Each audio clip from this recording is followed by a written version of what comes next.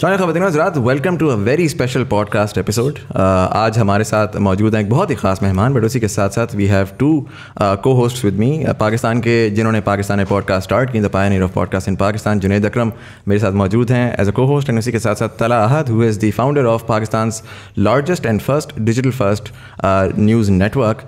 और इसके साथ साथ I like to introduce the guest हमारे साथ आज मौजूद हैं for the first time in the history of Pakistan, Pakistan के former prime minister Imran Khan साहब। Sir, thank you so much for being part of the show. मैं चाहूँगा कि जुनैद भाई आप स्टार्ट करें विद क्वेश्चन। अस्सलाम खान साहब, thank you so much for the opportunity. Khan साहब, हम ट्रेडिशनल सवालों पे तो आएंगे, लेकिन I am gonna start with something जो कि मैंने कभी किसी इंटरव्यू में नहीं देखा किसी ने आपसे पूछा हो, and it's something very close to my heart. I mean, you are a man of strong nerves. आपने माशाल्लाह स्पोर्ट्स में इतने साल दिए, फिर आपकी अपनी 25 साल की जद्दोजहद है political. We've seen you and people idolize you for your strength, but at the end of the day you're a human being, and जो भी recent developments हुए हैं, it must have disappointed you in some way or the other. How are you feeling emotionally about this? देखिए जुनैद, पहले सब के लिए because मेरा 70 साल का ऑलमोस्ट हो गया हूँ, तो आप सब जो यूथ है इस मुल्क की, जो फ्यूचर है, उसको एक बड़ी इम्पॉर्टेंट चीज़ रियलाइज़ करनी है कि देखिए जो ज़िंदगी है ना, वो कभी एक स्ट्रेट लाइन में नहीं जाती। कोई आज तक दुनिया में ऐसा इंसान नहीं आया जो एकदम ज़ीरो से एकदम कामयाब हो गया। वो एक साइकिल्स में जाता है, वो ऊंच नीच ज़िंदगी का नाम है, और जितना आप ऊपर को एम करेंगे उतनी आपको डाउन साइड ज़िंदगी में आएंगे, बुरे वक्त आएंगे। जितना आप ऊपर जाएंगे गिरेंगे भी आप काफ़ी।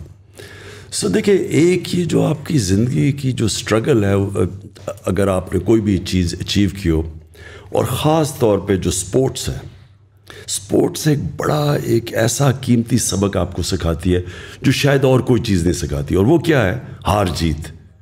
आपको हारने के भी डायनामिक समझ आते हैं, आप जीतने के भी को समझ जाते हैं कि जीत परमानेंट नहीं है, वो थोड़ी देर अगर आपने मेहनत ना की तो फिर आप नीचे आ जाएंगे।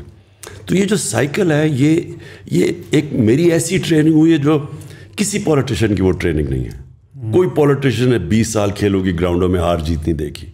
सो किसी ने पॉलिटिक्स में पाकिस्तान में स्वाय कायदे आज़म के 22 साल अपनी ज़िंदगी के गुजारे ऑपोजिशन में नहीं है, किसी ने नहीं गुजारे, और मुश्किल वक्त में। सो देखें, ये मेरी बड़ी मिक्स्ड फीलिंग्स है इस पे, ये जो हुआ है।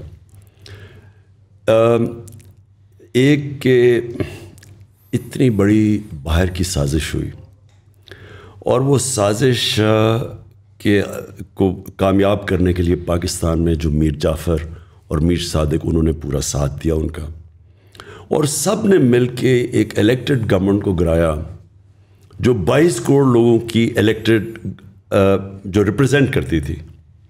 और वो गिराया बाहर की साजिश क्यों थी?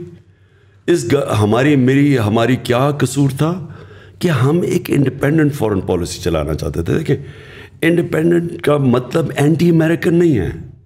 मैं कभी भी, बल्कि मैं तो एंटी इंडियन भी नहीं हूँ। मैं तो बीजेपी और आरएसएस की जो रेसिस्ट पॉलिसी और जो कश्मीर में इन्होंने किया है उसके ख़िलाफ़ हूँ। लेकिन इंडिया में हर किस्म की सोच है, मेरी दोस्तियाँ भी बड़ी हैं। अमेरिका भी वैसा ही है, ट्रंप की एडमिनिस्ट्रेशन से मेरे बड़े अच्छे ताल्लुकात थे। बिल्कुल। लेकिन ये जो इन्होंने किया है, सिर्फ इन्होंने इसलिए किया कि मैं वो पॉलिसीज़ चाहता हूँ कि हमारी दोस्ती भी अमेरिका से रहे, लेकिन जो हमारे लोगों के मफादात है, हमारे जो इंटरेस्ट है, उनको कॉम्प्रोमाइज़ ना करूँ। मेरी नंबर 1 प्रायोरिटी 22 करोड़ पाकिस्तानी है।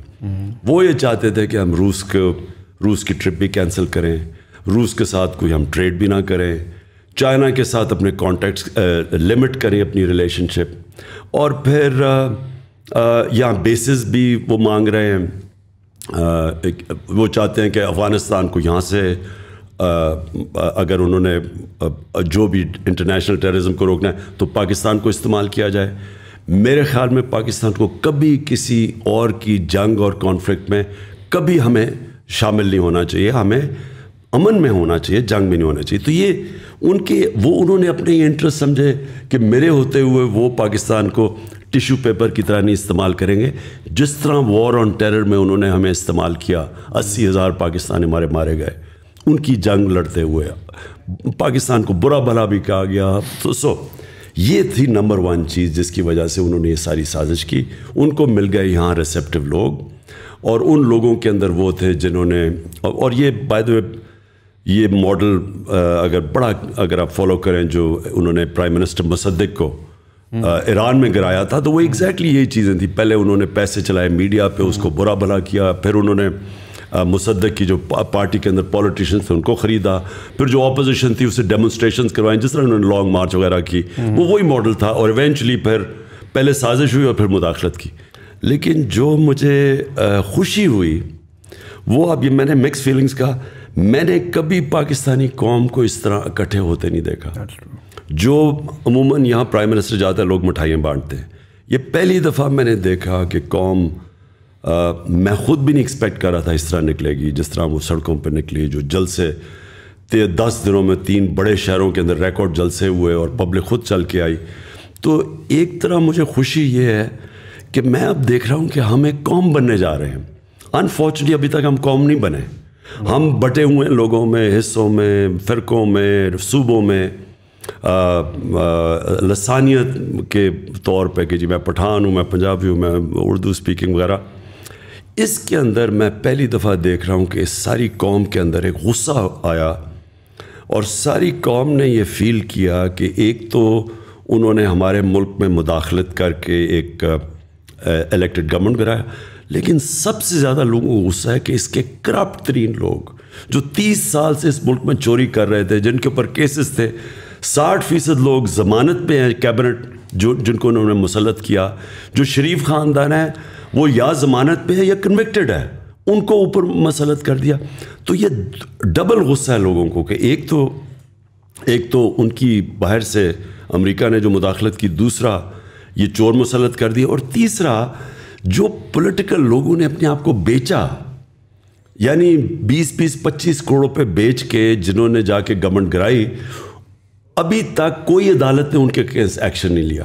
دیکھیں نا, عدالت نے سو موٹو ایکشن بھی لے لیا, 12 بجے عدالتیں بھی کھول دی, لیکن جن لوگوں نے اپنے آپ کو بیچا ان کے اوپر کوئی ایکشن نہیں لیا جا رہا.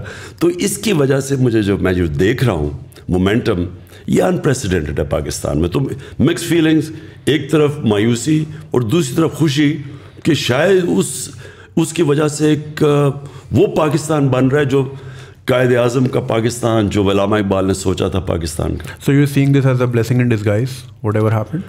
میں سوچ رہا ہوں کہ یہ جو اب اگلا پاکستان کا فیز آ رہا ہے, اور بائی دا وے اس کے اندر یہ جو چینج آیا ہے, اس کے اندر سوشل میڈیا کا بہت بڑا ہاتھ ہے, کیونکہ انہوں نے میڈیا کو تو کنٹرول کر لیا.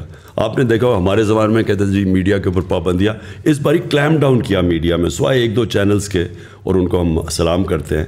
انہوں نے میڈیا کے اوپر پورا کنٹرول کیا, لیکن اس کے باوجود سوشل میڈیا کی وجہ سے اتنا شعور ہے, قوم اتنی بیدار ہو چکی ہے کہ آپ نے دیکھا کہ یہ مومنٹم بلڈ. اور جب انشاءاللہ میں یہ اسلام آباد حقیقی آزادی مارچ کی ڈیٹ دوں گا, میری ایک کنٹینشن ہے, میری ایکسپیرئنس ہے 26 سال کا پولیٹکس میں, کہ یہ سب سے زیادہ پاکستان کی تاریخ میں پبلک نکلے گی. So just adding to what Junaid Saab said, how do you feel about JKT and Aleem Khan? شروع میں آپ کے ساتھ بہت کلوزلی انہوں نے سپورٹ کیا ایٹ دیٹ ٹائم جب بالکل پی ٹی آئی ڈیولپ ہو رہی تھی, الیکشنز میں بہت زیادہ آپ کو آنے میں کیا, اور سڈنلی اس موقع کے اوپر they have change the sides, اور ابھی ملاقاتیں بھی ہوئیں. سو وہ ویژولس دیکھ کے وٹ واز یور فیلنگ؟ دیکھیں دونوں کی کنٹریبیوشن بڑی تھی. دونوں آج سے 11 سال پہلے پارٹی کے اندر آئے تھے. پارٹی یاد رکھیں 26 سال سے چل رہی تھی. تو جب پارٹی اٹھی, جب ہمارا مینار پاکستان میں 30 اکتوبر 2011 کو ایک دم ایکسپلوڈ کی پاکستان کی پولیٹکس میں پی ٹی آئی, تو دونوں اس کے بعد جوائن کیا, اور دونوں نے محنت بھی کی. جو مجھے ڈس اپوائنٹمنٹ ہوئی ان کے اوپر وہ یہ کہ انہوں نے محنت کی, لیکن کیا محنت کی اس آئیڈیل کے لیے جس کی وجہ سے میں 26 سال پہلے پولیٹکس میں آیا تھا. میری پاکستان میں ایک وہ آدمی جس کو اللہ سب کچھ دے چکا تھا, میں تو پالیٹکس میں ایک آئیڈیلزم لے کے آیا تھا کہ ہم نے ایک نیا پاکستان بنانا ہے جو ایک فلاحی ریاست بنے گی جدھر رول آف لا ہوگا, قانون کے سامنے سب ایک برابر ہوں گے. کیا ان کے وہی آئیڈیلز تھے؟ اور انفارچونیٹلی میں سمجھتا ہوں کہ ان کا اور مقصد تھا وہ پاور میں آنے کا, وہ ان کا وہ آئیڈیل نہیں تھا جو میرا تھا. میرے خیال میں وہ پاور میں وہ, اور وہ پھر واضح بھی ہو گیا, کیونکہ اگر ان کا وہ آئیڈیل ہوتا تو وہ آج ان لوگوں کے ساتھ نہ کھڑے ہوتے جن کو میں 26 سال سے کہہ رہا ہوں کہ ملک کے سب سے بڑے ڈاکو ہیں. میں تو بلکہ چوروں کی وجہ سے تو آیا تھا پالیٹکس میں. میں نے تو پہلے دن سے کرپشن کو مین ایشو اٹھا کے ان دونوں جو فیملیز ہیں جو لوٹ رہی تھیں ملک کو, ان کے خلاف آیا تھا. اگر آج وہ ان کے ساتھ چلے گئے ہیں تو اس کا مطلب کہ ان کا یہ تو آئیڈیل نہیں تھا رول آف لا. انصاف کی تحریک جو تھی, رول آف لا کا مطلب قانون کے سامنے سب ایک برابر. میرے خیال میں وہ بھی جب ان کا یہ نہیں تھا, وہ بھی سمجھتے تھے کہ پاور میں آ کے تو وہ پاور کی پریولیجز انہوں نے استعمال کرنی تھی. دیکھیں پاور میں آ کے پیسہ میری اگر بزنس ہو, میں پاور میں آ کے تو بڑے آرام سے پیسے بنا سکتا ہوں, میں ہر طرح پریویل کر سکتا ہوں. میں اگر میں ریل اسٹیٹ میں ہوں تو میں انلیگل زمین کو پاور میں آ کے لیگل کروا سکتا ہوں, گرین کو گرے کروا کے اربوں روپیہ بنا سکتا ہوں. میرے تو بڑا آسان ہے. آج اگر مثلا ملک ریاض پاور میں آ جائیں تو ملک ریاض تو دنیا کے سب سے امیر آدمی بن سکتے ہیں, کیونکہ پاور میں تو آپ کے پاس سب اپرچونیٹیز ہیں. سو بزنس اگر آپ نے کرنی ہے تو آپ علیحدہ رہیں. میری نظر میں اگر پالیٹکس کرنی ہے تو ایک ہائر آئیڈیل کے لیے آئے. میں نہیں ابھی اپنے لیے بنا سکتا تھا. نواز شریف نے جتنی دیر میں نے پرائم منسٹر رہا ہوں, نواز شریف تب تک 18 فیکٹریاں بنا چکا تھا. نیشنلائز بینک سے پیسے لے کے فیکٹریاں بنائیں اور پھر وہ قرضے معاف کروا لیے. تو یہ تو چوری ہے, یہ بزنس نہیں ہے.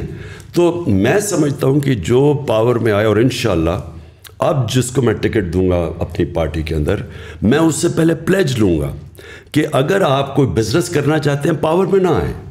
اگر آپ پاور میں آتے ہیں تو یہ نہ سمجھنا کہ میں آپ کی بزنس کو فائدہ کرواؤں گا انلیگلی. تو انفارچونیٹلی جہانگیر کا پھنس گیا ایشو وہ چینی کی, جب قیمتیں اوپر گئیں تو جب شوگر مافیا کے اوپر پہلی دفعہ انکوائری بٹھائی تو ادھر ڈفرینسز آ گئے. علیم خان کا یہ ہے کہ انہوں نے 300 ایکڑ زمین لے لی راوی کے اندر, وہ لیگل کروانا چاہتے تھے, اور راوی کے بیڈ کے اوپر انلیگل ہے زمین. پلس ان کے کیسز نیب میں بھی تھے, ان کے کیسز یہ پینڈوراز پیپر میں بھی ان کا نام آ گیا. تو وہ میرے خیال میں وہ میرے سے ایکسپیکٹ کرتے تھے کہ جب میں, کیونکہ ہم پاور میں ہیں تو ہم وہی چیزیں کریں جو نواز شریف اور یہ زرداری کرتے آئے ہیں کہ پاور میں آ کے سارے غلط کام جائز کروا دیں. تو ڈفرینسز ادھر سے ہوئے ہیں, اور اب وہ جدھر چلے گئے ہیں کلیئرلی یہ ہے کہ ان کے لیے کرپشن کوئی ایشو نہیں ہے. تھوڑا سا میں اس کو اگر زوم ان کروں, ظاہر آپ نے ایک بڑے لیول پہ تو آپ نے کہا کہ like there is a foreign conspiracy, اور ایک یہ کہ باہر کی سازش ہے جس کے اندر جو ہے وہ دوسرے ملک ملوث ہیں. اگر میں لیکن تھوڑا زوم ان کروں, پالیٹیشینس کو چلے آئی انڈرسٹینڈ آپ کی پالیٹکس بھی یہ رہی ہے کہ politicians have been corrupt in Pakistan and it's easily believable as well. But then we saw کہ انسٹیٹیوشنز میں بہت ساری چیزیں ہوئیں. ہم نے دیکھا رات کو عدالت بھی کھلی, ہم نے اور بہت ساری چیزیں دیکھی. ہم ٹویٹر پہ جاتے ہیں تو people are very aggressive towards institutions these days. آپ کا اس کے بارے میں اگر میں تھوڑا سا آپ سے پوچھوں کہ زوم ان کر کے, how do you feel about the judiciary and the establishment جو کنونشنل اسٹیٹس کو کنسیڈر ہوتی ہے؟ دیکھیں میں بڑا کانشیس ایک چیز کا ہوں کہ یہ ملک نے جب, اور میرے میں کوئی شک نہیں کہ یہ ملک نے بڑا عظیم ملک بننا ہے. میں آپ یہ کہیں گے کہ 3.5 سال میں میں نے رہ کے کیا ایکسپیرینس کیا, میں نے ریئلائز کیا کہ پاکستان کا جو پوٹینشیل ہے اس کو چھوٹا سا بھی 5% بھی ہم نہیں پہنچ رہے اس کے اوپر, کہ اس میں پوٹینشیل بہت ہے. اللہ نے بڑی جدھر دیکھیں تو پوٹینشیل ہے اوپر آنے کا, ہر فیلڈ کے اندر پاکستان اوپر آ سکتا ہے. ہمارا پرابلم کیا ہے؟ رول آف لا نہیں ہے. ہمارا پرابلم یہ ہے کہ جو طاقتور ہے وہ اپنے آپ کو قانون کے نیچے نہیں لے کے آتا. سو جو اسٹرگل ہے اس وقت پاکستان کی وہ ہے انصاف کی. دیکھیں کوئی بھی دنیا میں آپ کوئی ملک لے لیں جدھر رول آف لا نہیں ہے وہاں غربت ہے. کوئی ملک لے لیں, ڈیولپنگ ورلڈ کا مسئلہ ہی رول آف لا نہ ہونے کا ہے. ہر ڈیولپنگ ورلڈ کے اندر ان کی جو رولنگ ایلیٹ ہے وہ پیسے چوری کر کے باہر, منی لانڈر کر کے باہر چلی جاتی ہے. جو فیکٹ آئی پینل کی رپورٹ ہے, سیکرٹری جنرل UN کے نیچے جو پینل بیٹھی تھی, $1.7 ٹریلین ہر سال, 1700 ارب روپیہ ہر سال غریب ملکوں سے چوری ہو کے, منی لانڈر ہو کے ویسٹرن کیپٹلز میں مے فیئر ٹائپ فلیٹس کے اندر آف شور اکاؤنٹس میں چلے جاتے ہیں. غریب ملک غریب ہوتے جا رہے ہیں, امیر امیر ہوتے جا رہے ہیں, کیونکہ وہ یہ پیسہ ادھر جب جاتا ہے ان کو تو نوکریاں وہاں ملتی ہیں, فائدہ ہوتا ہے. ہمارے ملک جدھر سے چوری ہو رہا ہے پیسہ وہ غریب ہو جاتا ہے. تو پرابلم کیا ہے, ہمارے پاس وہ انصاف کا نظام نہیں ہے جو طاقتور ڈاکو کو پکڑ سکے, وہ صرف کمزوروں کو پکڑتا ہے. اور اس لیے ہمارے نبی صلی اللہ علیہ وسلم نے اس لیے انہوں نے یہ کہا تھا کہ جب ایک پریویلیج عورت تھی, قریش کی عورت, انہوں نے کہا جی اس کو سزا نہ دیں, تو انہوں نے تب کہا تھا کیونکہ یہ تو جب قریش کی عورت ہے, اس نے جب چوری کی تھی, انہوں نے کہا کہ قوم تب تباہ ہوتی ہے جب چھوٹے چور کو آپ جیل میں ڈالیں اور طاقتور کو آپ NRO دے دیں, یعنی آپ چھوڑ دیں. یہ انہوں نے تب کہا تھا.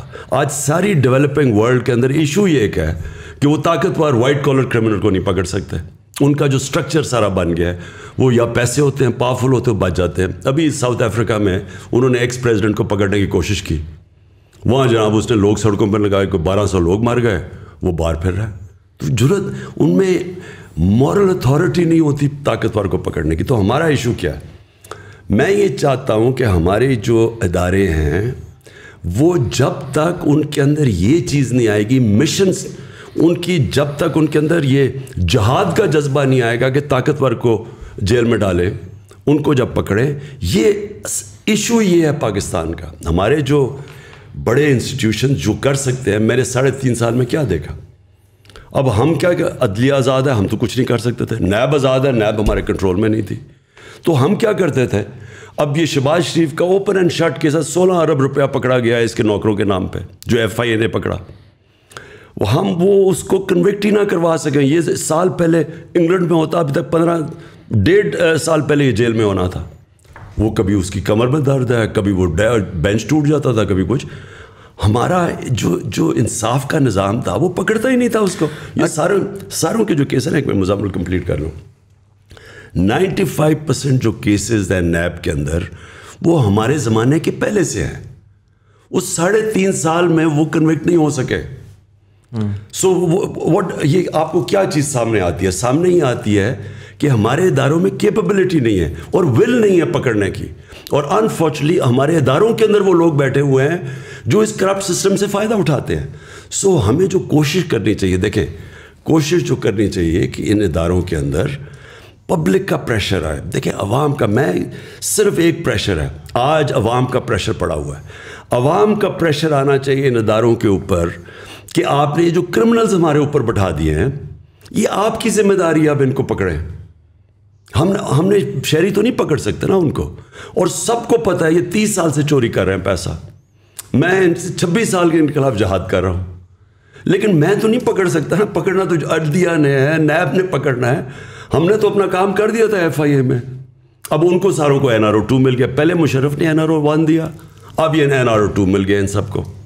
ڈو یو تھنک کہ دیکھیں یہ تو چلیں آئی انڈرسٹینڈ, آپ نے کہا کہ ایک مورل وہ ہوتی ہے, اپنے اندر ایک سوچ ہوتی ہے جس کے تھرو یہ کریں گے. کیا ہم سوچ کے اوپر ریلائی کریں گے؟ Do you think there is a systematic change جو کہ پوٹینشلی آپ لے کر آ سکتے ہیں, جس میں جوڈیشل ریفارمس کی بات ہے یا اگین اسٹرکچرل چینج کی بات ہے, جس کے تحت مطلب کیا آپ ایسا کر سکتے ہیں؟ میں کہتا ہوں فار ایگزامپل پبلک سپورٹ بھی آ جاتی ہے. پبلک سپورٹ اسی طریقے سے آئے گی کہ مے بی ایک ارلی الیکشن کی کال ہو جاتی ہے, اس میں آپ پاور میں بھی آ جاتے ہیں. ازیوم کرتا ہوں کہ آپ پاور میں آ جاتے ہیں, what differently can you do اگر تو آخر میں انصاف کا یہی نظام ہے اور آپ کے پاس کوئی مینڈیٹ ہی نہیں ہے اس کو. دیکھیں جب آپ پاور میں آتے ہیں نا اچھی میجورٹی سے, آپ قانون چینج کر سکتے ہیں, آپ قانون وہ بدل سکتے ہیں. ہر جو قانون رکاوٹ بنے ہوئے ہیں ان کو جو بچاتے ہیں, جو میں نے سیکھا 3.5 سال میں کنونسڈ ہوں کہ اگر صحیح معنی میں میجورٹی نہیں ملے گی, میں پاور میں آنا ہی نہیں چاہتا. کیونکہ اس کا مطلب اس باری ہاتھ بندھے ہوئے تھے, ہر جگہ ہم جکڑے پھنس جاتے تھے. ہمارا ادھر سے قانون ہم لے کے آتا تھا, وہ سینٹ میں پھنس جاتا تھا جا کے. اچھا وہاں آتا تھا ہم وہ قانون ہی نہیں بدل سکتے تھے ان کو. اب ہم کرمنل لا ریفارمز ہم لے کے آئے کہ جلدی سسٹم ہو, لیکن وہ ہمارے پاس طاقت نہیں تھی کہ ہم ان کو انفورس کر سکتے. ہم نے سول پروسیجر کوڈ کی کہ 1 سال سے زیادہ زمین کا کیس نہیں چل سکتا, سارے سول 1 سال میں فیصلہ ہوں گے, لیکن وہ ہر جگہ کے اسٹے آرڈر مل جاتا تھا. ریگولیٹرز, میں آپ کو مثال دیتا ہوں کتنی فرسٹریٹنگ تھی. اب ریگولیٹرز ہیں, ریگولیٹر کا مطلب اب یہ مثلا شوگر مافیا ہے, سیمنٹ کے اندر کارٹلز بنے ہوئے ہیں, بڑے بڑے کارٹلز بنے ہوئے ہیں, آئل مارکیٹنگ کمپنیز کے کارٹل ہیں, اور ان کو پروٹیکٹ کون کرتا ہے عوام کو ان کارٹل سے؟ Competition commission. کمپٹیشن کمیشن کا یہ حال تھا کہ 11 سالوں سے ان کے اندر اسٹے آرڈرز پھنسے ہوئے تھے. یعنی جو یہ بڑے کارٹلز تھے انہوں نے اسی کے ہاتھ باندھ دیے تھے کمپٹیشن کمیشن کے, تو وہ جا کے اسٹے آرڈر لے لیتے تھے. 800 اسٹے آرڈرز ہیں, 8 ہم نے ٹاپ ریگولیٹرز کے جن کا کام ہے عوام کی انٹرسٹ کو پروٹیکٹ کرنا. 8 ریگولیٹرز کے اوپر 800 اسٹے آرڈرز تھے. 250 ارب روپیہ پھنسا ہوا تھا ادھر, وہ فیصلے نہیں ہوتے تھے. تو یہ شوگر مافیا کے ہم نے جب انکوائری کی ان کے اوپر, وہ سارے جا کے انہوں نے وہ پھنسے ہوئے ہیں, وہ عدالتوں میں کیس چل رہے ہیں. سو ہمیں جب تک آپ کے پاس پاور نہ ہو, آتے ساتھ ہی لیجسلیشن کریں, ٹائم لمٹ کریں, ان کو فورس کریں. اور پاور سے جب آپ کو یہ فکر نہیں ہوتی کہ آپ کی گورنمنٹ کو کوئی ٹاپل کر دے گا, جب پاور سے آتے ہیں تب آپ یہ ساری چیزیں کر سکتے ہیں. سو اس لیے میں نے یہ آپ کو کہا کہ انشاءاللہ اگر باری ملی تو پاور سے ملے تاکہ ہم یہ ساری چیزیں بڑے بڑے کارٹلز مافیاز کو ٹیک آن کر سکیں. اچھا خان صاحب, آپ نے obviously you have an I for talent. آپ کو پتہ ہے وسیم اکرم کو کب اوور دینا ہے, 1 ڈاؤن پہ کس کو بھیجنا ہے. سو آپ کے اندر ایک ہی چیز ہے, اوبیسلی وہ لیپس ہوا جب اب جے کے ٹی صاحب اور علیم خان صاحب, آپ کے پاس ٹائم بھی کافی تھا to scrutinize, but obviously human error is available, ہو جاتا ہے.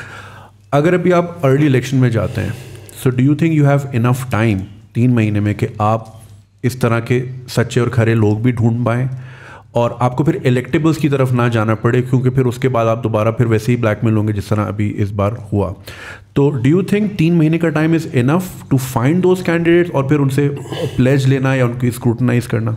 دیکھیں, جو میں پھر سے کہتا ہوں, جو 3.5 سال آئی میری زندگی کا سب سے مشکل سال تھے, لیکن ان میں سب سے زیادہ میں نے زندگی میں سیکھا گورنمنٹ کی ورکنگ کیا ہے, بیوروکریسی میں پازیٹیو نیگیٹیوز کیا ہے, کیا ہمارا جو سب سے بڑا پرابلم ہے کہ کی منسٹریز کے اندر ہمارے پاس ایکسپرٹس نہیں ہیں, اور ایکسپرٹس جب تک آپ پہلے نہ لے کے آئے ہیں, جو سسٹم ایسا بنا ہوا ہے, ہم نے جب کوشش بھی کی کئی ایکسپرٹس لانے کی, وہ ایک پورا مافیا بیٹھا ہوا تھا اندر کی منسٹریز میں جو ان کو اندر ہی نہیں گھسنے دیتا تھا, وہ چھوڑ کے چلے جاتے تھے. پھر نیب کے پرابلمز ہو گئے, نیب کے اندر کئی انہوں نے ایسے کیسز کیا کہ وہ جو باہر سے اب جب اسپیشلسٹ لانا چاہتے تھے وہ ڈر کے ہی نہیں آتے تھے, کیونکہ نیب کے کیسز وہ بھی عجیب, وہ بھی ایک اور پرابلم تھا. وہ یہ ساری چیزوں کی ہم نے اب دیکھا, تو ہمیں باہر سے کئی ایریاز میں کی منسٹریز میں ایکسپرٹس ابھی سے ہی ہم وہ ان کو ڈھونڈ رہے ہیں کہ ہم جب آئیں تو ہمارے پاس ایکسپرٹس ہو. ہمارے پاس وہ ایکسپرٹیز نہیں ہے. آئی ٹی جو ہے اب یہ کتنی بڑی چیز ہے, یہ اس کے اندر یعنی ہندوستان کی 140 ارب کی ایکسپورٹس ہیں, اور انہوں نے 1 ارب سے شروع ہوئے تھے 20 سال پہلے, آج 140 ہے. ہمارا ذرا ہم نے آ کے پہلی 75% انکریز ہماری آئی ٹی ایکسپورٹس کے ہوئی ہیں ہمارے 2 سالوں میں, صرف ہم نے ریگولیشن. لیکن اس کے لیے بھی آپ کو ایکسپرٹس چاہیے. دنیا پاکستانی سلیکن ویلی میں ایسے پاکستانی ہیں جن سے ہماری بات چیت چل رہی ہے. سو دیرفور کئی منسٹریز میں آپ کو پروفیشنلز اور ایکسپرٹس باہر سے لانے پڑیں گے, اندر ایگزسٹ نہیں کرتے, نمبر 1. نمبر 2, اپنے اندر وہ لوگوں کو ہم ابھی سے سوچ رہے ہیں ٹکٹ, جو لوگوں کی کمٹمنٹ ہی نہیں ہے, صرف پاور میں آتا ہی صرف ذاتی مفادات کے لیے ہیں, ان کو تو ہم صفایا کریں گے. اب تو چاہے ہار بھی جائیں الیکشن, ان کو تو ہم نے ٹکٹس نہیں دینے. ٹکٹس دیں گے وہ لوگ جو کہ کمیٹڈ ہیں, جن کی کوئی آئیڈیلزم ہے, کم از کم کور ہمارے پاس ہو جو آئیڈیلسٹک ہے. وہ ہم نے ابھی بھی فیصلہ کیا کہ ہم نے ٹکٹس ان لوگوں کو دینے. اور سب سے بڑی بات یہ دیکھیں, جب آپ کے پاس, اور جو ہم نے چیزیں سیکھ لی ہیں پارلیمنٹری ڈیموکریسی میں, اگر آپ کے پاس میجورٹی نہیں ہے, صحیح میجورٹی, اور آپ آرام سے پارلیمنٹ کو نہیں چلا سکتے اور گورن نہیں کر سکتے, آپ کبھی بھی ریفارمز نہیں کر سکتے. جو ہمارے پاس ایک کولیشن گورنمنٹ اور تھوڑی سی اکثریت سے تھی, اس کا سب سے بڑا پرابلم یہ تھا کہ ہم ہر وقت ونربل تھے کہ گورنمنٹ چلے گی یا نہیں. ہر بجٹ کے اوپر ہمیں مصیبت پڑ جاتی تھی کہ جی نمبر پورے ہوں گے یا نہیں ہوں گے. ہمارا سسٹم ایسا بنا ہوا ہے سینٹ کے الیکشنز کا کہ وہاں پیسے چلتے ہیں.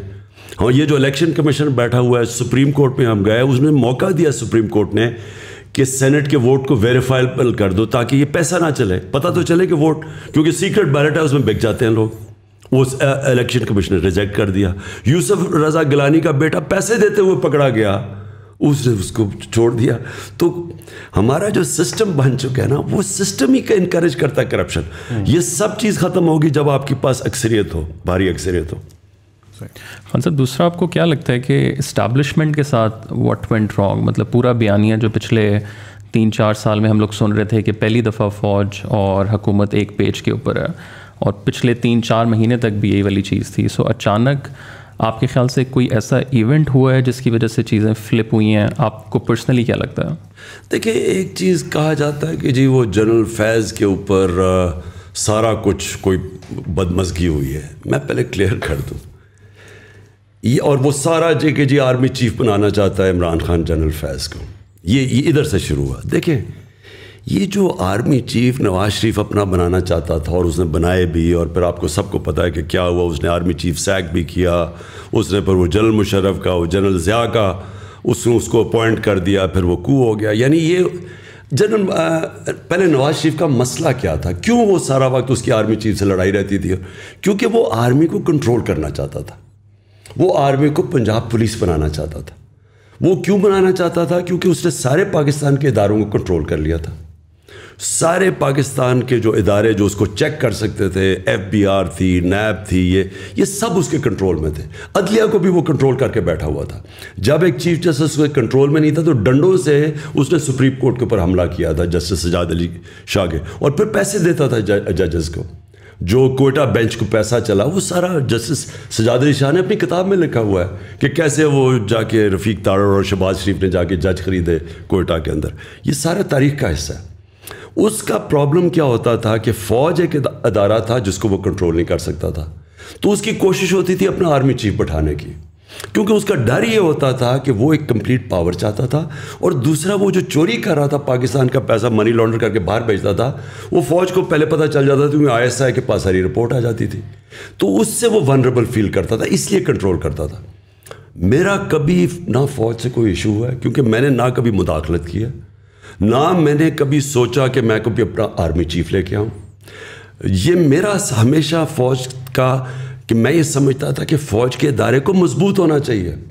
میں چاہتا تھا کہ پولیس کا ادارہ مضبوط ہو, میں جوڈیشری کے ادارے کو مضبوط چاہتا ہوں. میں نے کبھی جوڈیشری میں کوئی مداخلت نہیں کی. میں نے پولیس سے کبھی کسی پولیس جتنے بھی IGs آئے ہیں پنجاب کے, KP کے, ہمارے نیچے, کسی سے پوچھیں, ایک کو میں نے نہیں کہا انتقامی کارروائی کرو, جھوٹے پیپرز بناؤ. سندھ کے اندر سب کے اوپر جھوٹی FIRs ہے. ابھی انہوں نے ہمارے اوپر جھوٹی FIR پھر بنا دی ہے, پہلے انہوں نے بنائی تھی.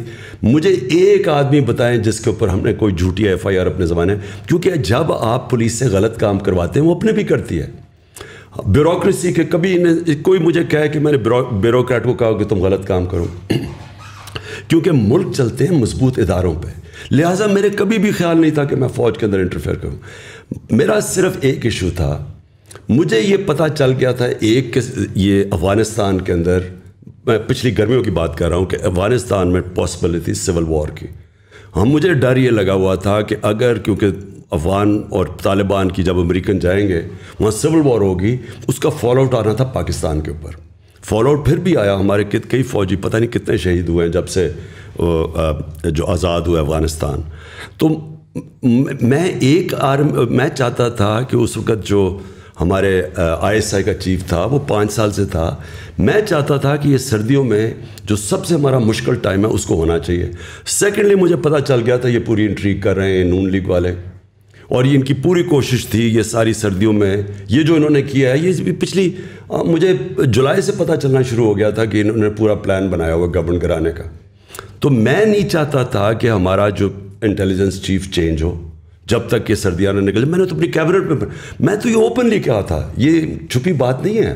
میں اوپنلی یہ کہہ رہا تھا کہ جب مشکل وقت ہے تو آپ اپنا مین جو آپ کا انٹیلیجنس چیف ہے اس کو چینج نہیں کرتے, کیونکہ اسی وہ آئیز اور ایئرز ہے گورنمنٹ کی. تو یہاں یہ چلا گیا, یہ تاثر یہ دیا جا رہا ہے کہ میں وہ اس لیے اسے رکھ رہا تھا, میں جنرل فیض کو آرمی چیف بنانا چاہتا تھا. میں نے آج تک, مجھے یہ قوم جانتی ہے 40 سال سے, جب میں کرکٹ کیپٹن تھا, کرکٹ کیپٹن سے پہلے بھی جانتے. آج اگر کوئی مجھے یہ کہہ دے کہ عمران خان نے کبھی میرٹ کے خلاف کچھ کیا, میں 10 سال کرکٹ کیپٹن تھا, سب کو پتہ ہے کہ میرے زمانے میں کبھی میرٹ وائلیٹ نہیں ہوئی. میں نے شوکت خانم بنایا, آج پاکستان کی پریمیئر انسٹیٹیوشن ان ٹرمز کے انٹرنیشنلی ریکگنائزڈ ہے. جوائنٹ کمیشن انٹرنیشنل دونوں ہاسپٹلس کو انہوں نے سرٹیفائی کیا ہوا ہے, وچ مینس 4 پاکستان میں ہاسپٹل جن کو انٹرنیشنل سرٹیفکیشن ہے. آج مجھے بتایا کہ کبھی شوکت خانم کے اندر سوائے میرٹ کے کچھ میں نے کیا ہو. نمل یونیورسٹی میں نے بنائی, اس کے اندر سارا میرٹ ہے, کوئی میرے رشتہ دار ان کو نہیں لے کے آیا, میرٹ پہ جو آتا ہے. میں نے کبھی, میں یہ سوچ بھی نہیں سکتا کہ آرمی چیف کے اوپر سوائے میرٹ کے میں کوئی اور فیصلہ کروں. میرا تو کوئی انٹرسٹ ہی نہیں ہے, مجھے تو کوئی اپنی کرپشن نہیں چھپانی, مجھے تو کسی سے کوئی خوف نہیں ہے. میں تو چاہوں گا کہ میری فوج کا ادارہ مضبوط ہو. تو یہ پھر پھیلایا گیا کہ عمران خان اپنا آرمی چیف لانا چاہتا ہے اور جنرل فیض, یہ بعد میں ساری چیزیں کہیں گئی ہیں. میرے ذہن میں یہ کبھی نہیں تھا. لیکن آپ کو لگتا ہے کہ اس کے علاوہ بھی کوئی بات ہوئی ہے جو ابھی تک پبلکلی نہیں ہے؟ مطلب بہت سے لوگ کہتے ہیں کہ جی پی ٹی آئی گورنمنٹ جو تھی وہ فورن پالیسی کنٹرول کر رہی تھی, وہ یہاں سے نہیں ہونی چاہیے, وہ وہاں سے ہونی چاہیے. دیکھیں, میں نے تو جب سے آج سے چھوڑے 26 سال پہلے جب میں پولیٹکس شروع کی ہے, تو میں نے تو کبھی اپنی جو میری اسٹیٹڈ ایم تھا فورن پالیسی کا, اس سے کبھی میں پیچھے نہیں ہٹا. میرا ہمیشہ یہ تھا کہ پاکستان ایک خوددار قوم ہے, لا الہ الا اللہ کا اس کا نعرہ ہے, یہ کبھی اس کو کسی قوم کے سامنے جھکنا اور غلامی نہیں کرنی چاہیے. آپ میرے 26 سال پہلے ساری اسٹیٹمنٹس پڑھ لیں. میں نے 26 سال پہلے کہا تھا کہ میں نہ کبھی کسی کے سامنے جھکا ہوں, نہ کبھی قوم کو جھکنے. 26 سال سے میں ایک ہی چیز کہہ رہا تھا. میں نے وار آن ٹیرر کو سارا وقت اپوز کیا, کیونکہ ہم کسی کی جنگ لڑ رہے تھے. میں اکیلا آدمی تھا جو ساری جگہ اس کے خلاف. امریکہ میں جا کے میں نے کہا, ایشین سوسائٹی میں جو امریکہ کیا, اس کے اندر تھنک ٹینکس میں میں نے جا کے ایک ہی بات کی کہ یہ پاکستان کی جنگ نہیں تھی, ہم نے اپنی قربانی دی ہے. ہمیں امریکہ کی جنگ کے اندر ہم نے اپنے ملک کو قربان کیا ہے, لوگوں کو 80,000 اپنے لوگ قربان کیے. ملک کے کوئی نہیں بات کرتا قبائلی علاقہ کے لوگوں سے کیا گزرا ہے, سارا قبائلی علاقہ ہم نے ڈیوسٹیٹ کیا. تو میں ہمیشہ چاہتا تھا کہ پاکستان ایک آزاد ملک ہو, خوددار ملک ہو, اس کی فورن پالیسی آزاد ہو, ہم IMF کے غلام نہ بنیں, اور یہ کبھی چینج نہیں ہوا. تو میں نے تو جو اپنی فورن پالیسی تھی اسی کے مطابق رکھی. ہمارا انٹرسٹ کیا ہے؟ چائنا ایمرجنگ دنیا کی اکنامک اسٹرینتھ ہے, ہمیں چائنا کے ساتھ ہمیشہ اچھے تعلقات, ہمارا نیبر بھی ہے, ہمارے ٹریڈیشنل تعلقات ہیں. ادھر سے پش بیک یہ آتی تھی کہ تم کٹیل کرو کہ چائنا سے زیادہ, کیونکہ امریکہ اور وہ بلاکس میں جا رہے تھے. ہم نے کہا ہم دونوں سے دوستی رکھیں گے, اور ہم نے کبھی اینٹی امریکن میری پالیسیز تھی. اور دوسری چیز یہ جو رشیا کا ٹرپ, ہمارے لیے رشیا سے, اگر ہندوستان رشیا سے سستا تیل خرید سکتا ہے تو ہم کیوں نہیں خرید؟ ہندوستان کو ان کو اسٹریٹجک ایلائی ہے, ان کوڈ کا حصہ ہے. ہمیں تو وہ 3 مہینہ 13 میں ہمیں حکم دے رہے ہیں کہ ان سے نہ 30% کم پہ تیل مل رہا تھا, 30% کم پہ 20 لاکھ ٹن گندم ہم نے خریدنی تھی, وہ ہمیں سستی مل رہی تھی. تو میرا تو انٹرسٹ اپنے لوگ ہیں. اور پھر بیسس پاکستان میں بالکل بلیو نہیں کرتا, کیونکہ ہم ایک دم ملوث ہو جاتے ہیں کسی کی جنگ میں. سو دیئرفور میری فورن پالیسی ہمیشہ کلیئر تھی. اگر اور لوگوں کو یہ چیز پسند نہیں تھی تو میں نہیں جانتا, لیکن میں پرائم منسٹر تھا, میں چیف ایگزیکٹو ہوں, میرا پروڈکٹیو ہے فورن پالیسی, اور یہ میری فورن پالیسی تھی. تھوڑا سا کانورزیشن کو میں سوئچ کروں گا. آپ نے پہلے اس میں ظاہر ذکر کیا ایک overall things that you are seeing, اس میں یہ بات آتی ہے کہ نظام کرپٹ ہے. It's not just these individuals but, اور پہلے بھی میں آپ کا سنتا رہا ہوں, تو سوسائٹی ہماری انفارچونیٹلی مورلی بھی کرپٹ ہو چکی ہے, اور بہت سارے اس میں مسائل ہیں. تو نظام بار بار نظر آتا ہے. اگر میں آپ سے پوچھوں اگین, اگر میں اس پرٹیکولر انسیڈنٹ کو اٹھاؤں, تو ہم دیکھتے ہیں کہ پارلیمنٹری سسٹم جو ہے وہ بڑے آرام سے کنٹرول ہو سکتا ہے. سسٹم ہی ایسا ہے جس کے اندر, اس میں ایک تو 2 مسئلے مجھے نظر آتے ہیں. پہلا تو یہ ہے کہ اگر میں آپ کی پارٹی کی بات کروں تو at this point in time if I were to look at it, I think 95% of the people are voting for you, they not voting for the individual standing in the constituency. And so وہ آپ کے نام پہ vote کر کے آتے ہیں, اور پھر آخر میں آ کے وہ they go towards some other party and essentially. So do you think کہ ابھی جو آپ کو ایک پبلک سپورٹ اور پبلک سینٹیمنٹ ملی ہوئی ہے, اس میں آپ صرف الیکشنز کے لیے ہی کریں گے, یا آپ کو لگتا ہے کہ شاید پاکستان کو ایک ڈفرینٹ نظام کی ضرورت ہے؟ پریزیڈینشیل سسٹم کی ملٹیپل ٹائمز بات ہوئی. اگر میں زیادہ اس کو میکرو پہ لے جاؤں تو ہم نے تو ہمیشہ ایک ویسٹرن سسٹم دیکھا نا, برٹش کے بعد ہم پاکستان میں جو ان کا بنایا ہوا سسٹم تھا اسی کو ہم آگے لے کر جا رہے ہیں. بٹ دنیا میں بہت سارے اور نظام ایگزسٹ کر رہے ہیں. چائنا کا اپنا اسٹائل ہے, ٹرکی کا اپنا اسٹائل ہے. ڈو یو تھنک کہ ہمارے پاکستان کو بھی ایک ری امیجنیشن کی ضرورت ہے, مے بی ایک نئے کانسٹیٹیوشن کی ضرورت ہے, مے بی ایک نئے اسٹرکچر کی ضرورت ہے. پہلے تو ایک چیز یاد رکھ لیں, کوئی بھی دنیا کا نظام لے آئے, اس کے اوپر شریف اور زرداری بٹھا دے, وہ سارے نظام کرپٹ ہو جائیں گے. آج آپ انگلینڈ کے اندر وہ نواز شریف جو اس کو کسی طرح پرائم منسٹر بناتے ہیں انگلینڈ کا, میں آپ کو گارنٹی کرتا ہوں کہ 10 سال میں وہ مقروض ہو جائے گا ملک, اور وہ پاکستان سے کہے گا کہ ہمیں قرضے دو. دیکھیں, سب سے پہلے تو جو پارلیمنٹری ڈیموکریسی کے اندر آپ کو ایک چیز سمجھنی ہے, جو برطانیہ کی, جو میں بڑی کلوزلی دیکھا ہوا اور اسٹڈی کیا, اس کا جو بیسز ہوتا ہے نا, وہ بنیاد جو رکھی جاتی ہے, وہ رکھی جاتی ہے امر بالمعروف پہ, کہ ان کی جو موریلٹی ہے ایک مورل سٹینڈرڈز کے اوپر پارلیمنٹری ڈیموکریسی کھڑی ہوتی ہے. دیکھیں, ڈیموکریسی ایک پارلیمنٹ کے پاس تو فوج نہیں ہے, لیکن ان کے پاس مورل اتھارٹی ہوتی ہے. جس وقت آپ کی ڈیموکریسی میں مورل اسٹرینگتھ چلی جاتی ہے, اس وقت ہمارے ملک میں ہمیشہ فوج آتی ہے اور لوگ مٹھائیاں بانٹتے ہیں, کیونکہ جب وہ کھو بیٹھتے ہیں نا اپنی اخلاقی جواز, کیونکہ ڈیموکریسی چلتی اخلاقیات کے اوپر ہے. کیوں یہ پہلی دفعہ ہوا ہے کہ ایک دفعہ ایک گورنمنٹ کو گرایا گیا اور لوگ سڑکوں پہ آ گئے؟ کیونکہ ہماری گورنمنٹ نے اخلاقی جواز نہیں کھویا تھا. عمران خان کوئی کرپشن نہیں کر رہا تھا, ہم کوئی یہاں سے پیسے چوری کر کے باہر نہیں لے کے جا رہے تھے. اس لیے لوگوں کو ایک غصہ آیا کہ باہر کی مداخلت اور اندر سے میر جعفروں نے گرا دی, اس لیے پبلک نکلی. تو نمبر 1 ایک چیز پلیز یہ یاد رکھ لیں کہ ویسٹ منسٹر ڈیموکریسی اس لیے چلتی ہے کہ وہاں تصور ہارس ٹریڈنگ کا نہیں ہے. کوئی سوچ نہیں سکتا کہ وہ اپنی ووٹ بیچے گا.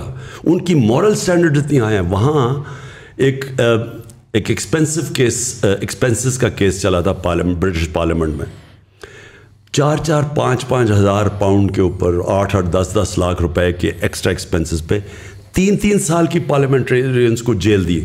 اور جج جب جیل میں کہہ رہا تھا تو ان کو اس نے کہا کہ میں تمہیں اس لیے جیل رہا ہوں کیونکہ تم پارلیمنٹ پبلک ریپرزینٹیٹیوز ہو, تمہارا جو مورل سٹینڈرڈ ہے وہ عوام سے زیادہ اوپر ہے.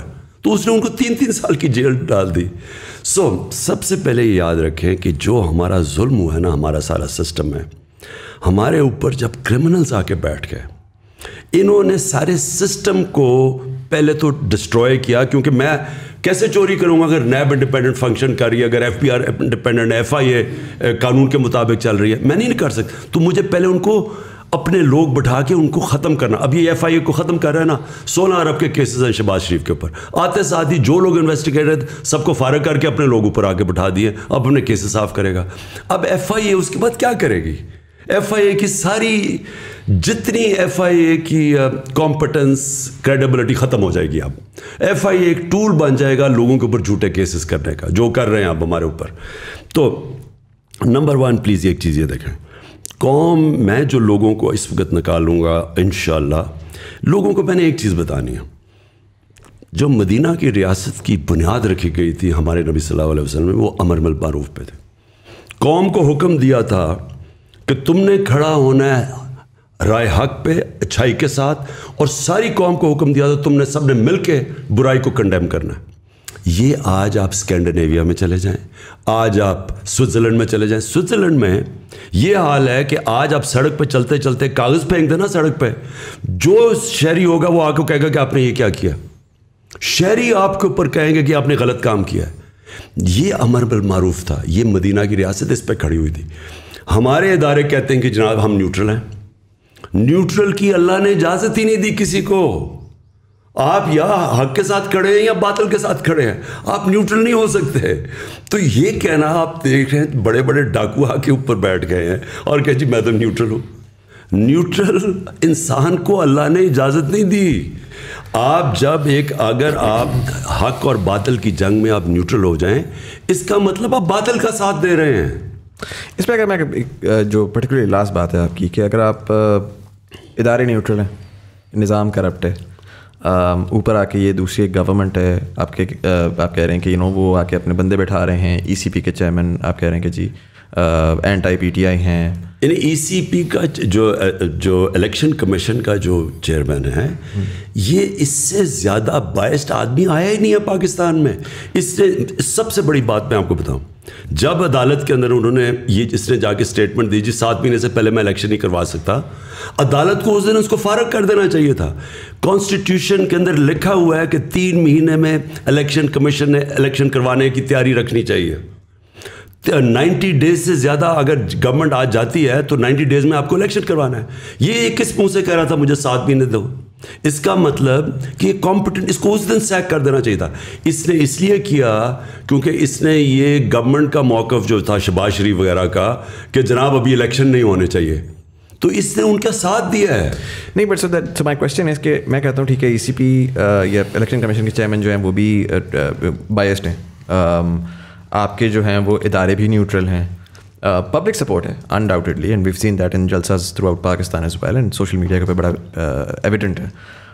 What makes you so sure کہ آنے والی الیکشن جو ہے وہ آپ you even have a fighting chance then, because lot of your supporters are just like کہ یار فائدہ ہی نہیں ہے, یہ تو ٹائمز آیا ہے, یہ تو ٹھیک ہے ہم ساری اپنی نوائز نکال لیں گے, لیکن at the end of the day جب پورا نظام اگر کرپٹ ہے تو what's is it even worth fighting for? نظام میں انسان بیٹھے ہوئے ہیں, وہ سارے انسانوں کے گھروں میں بیوی بچے ہیں, وہ سارا اس وقت جو بیوی بچے ہیں وہ سارے کھڑے ہو گئے ہمارے ساتھ آ کے. یہ جو پبلک ہے ان کے اندر اس طرح اتنا بڑا چینج آیا ہے کہ کوئی بھی نہیں ایکسپیکٹ کر رہا تھا. جو سازش کر رہے تھے وہ یہ ایکسپیکٹ ہی نہیں کر رہا تھا کہ اس طرح پبلک سڑکوں پہ کھڑی ہو جائے گی. انہوں نے تو سوچا تھا مٹھائی بانٹنے کی. انہوں نے کیا انہوں نے ایک کیریکٹر اسیسینیشن پوری کیمپین تیار کی. انہوں نے کرنا کیا تھا, انہوں نے کہنا جیسے اس کو ہٹانا ہے, پہلے تو لوگوں نے کہنا ہے کہ اتنا ان پاپولر ہو گیا کیونکہ انہوں نے میڈیا پہ پوری کیمپین چلائی ہوئی تھی. مصدق کے اگینسٹ پہلے میڈیا پہ کیمپین چلی تھی, پیسے CIA نے پیسے خرچ کر کے کیمپین چلائی تھی. اور جب وہ کیمپین چل پڑی, پھر جب اس کو ہٹانا تھا تو لوگوں نے خوش ہونا تھا, اور پھر اس کی باقاعدہ کیریکٹر اسیسینیشن کرنی تھی جو انہوں نے تیار کی ہوئی ہے کیمپین. یہ ایکسپیکٹ ہی نہیں کر رہے تھے کہ پبلک اس طرح کھڑی ہو جائے گی. تو یہ خود شوق میں, اور یہ بھی نہیں ایکسپیکٹ کر رہے تھے کہ اداروں کے اندر لوگ سارے ہمارے ساتھ کھڑے ہو گئے ہیں. اس وقت اداروں کے اندر ان کے فیملیز سارے آج کھڑے ہیں. میں کیوں سمجھتا ہوں کہ اس وقت جو چینج آئے گا, یہ میں پہلی دفعہ اپنے 26 سال کی پالیٹکس میں, بلکہ اپنی زندگی میں نے کبھی اتنا بڑا چینج جو اب آ رہا ہے میں نے کبھی ایسا نہیں دیکھا. خان صاحب, ابھی آپ مورل اسٹینڈنگ کی بات کر رہے تھے, مجھے تھوڑا چیزوں کو گراس روٹ پہ اس پرسپیکٹو سے دیکھنا مجھے ذرا پریفر کرتا ہوں. مورل اسٹینڈنگ آتی ہے اچھی تربیت سے, اس میں آپ کی ہر چیز انوالو ہو جاتی ہے. آپ کے گھر میں کیا تربیت دی جا رہی ہے, آپ کے اسکول میں, تعلیمی اداروں میں, آپ کے مدرسوں میں, جہاں سے بھی آپ تعلیم لے رہے ہیں. آپ اگر آج دیکھیں جین زی جو ہے, میں ان سے ذرا تعلق بہت کلوزلی کنیکٹیڈ رہتا ہوں ان کے ساتھ میں. آپ ٹی وی کے چینلز گھمائیں, پورے 70 چینل جتنے بھی ہیں, آپ کو بچوں کا ایک کانٹینٹ نہیں دکھتا. And I think we owe it to the children, کیونکہ ہم نے اپنی جیسی زندگی گزار لی. یہ آپ جو بھی جد و جہد کر رہے ہیں آپ آنے والی نسلوں کے لیے کر رہے ہیں, رائٹ. وہ کہتے ہیں نا, you never get to experience the shade of the tree that you plant. تو کسی بھی چینل پہ بچوں کا کوئی بھی پروگرام نہیں آتا, اور نہ ہی کوئی سائنس کا پروگرام آتا ہے. کسی زمانے میں نیشنل جیوگرافک اور ڈسکوری آتے تھے ہندی میں, لیکن چونکہ وہ ہندی میں آتے تھے تو وہ ہندو کنسیڈر کیے گئے, وہ بین ہو گئے. بچے مانگتے ہیں انسپریشن. ظاہر ہے بچوں نے, بہت سارے بچوں نے آپ کو دیکھا, انسپائر ہوئے, آج وہ ٹیم میں کھیل رہے ہیں, ماشاءاللہ اچھی پرفارمنس کر رہے ہیں. تو جب آپ کے پاس ہیروز بھی نہیں ہوں گے, آپ ان کو کوئی انسپریشنل کانٹینٹ بھی نہیں دکھائیں گے, آپ ان کو چاہے وہ ریلیجیس کانٹینٹ ہو یا سائنٹیفک کانٹینٹ ہو. میری فواد چودھری صاحب سے بھی اس معاملے میں ڈسکشن ہوئی تھی جب وہ منسٹری آف سائنس ہیڈ کرے, تو ان کو آئیڈیاز اچھے لگے, مگر وہ ظاہر بات ہے کہ ہماری جو بھی گورنمنٹ آتی ہے وہ اپنا سارا ٹائم لڑائی میں نکال دیتی ہے, اور وہ کام ہو نہیں پاتا. وہ اپنے آپ کو بچانے میں پورا ٹائم نکل جاتا ہے. پہلا سال سمجھ آتا ہے, آخری سال الیکشن کی تیاری ہوتی ہے, بیچ میں جو 3 سال ہوتا ہے اس میں بھی کووڈ آ گیا.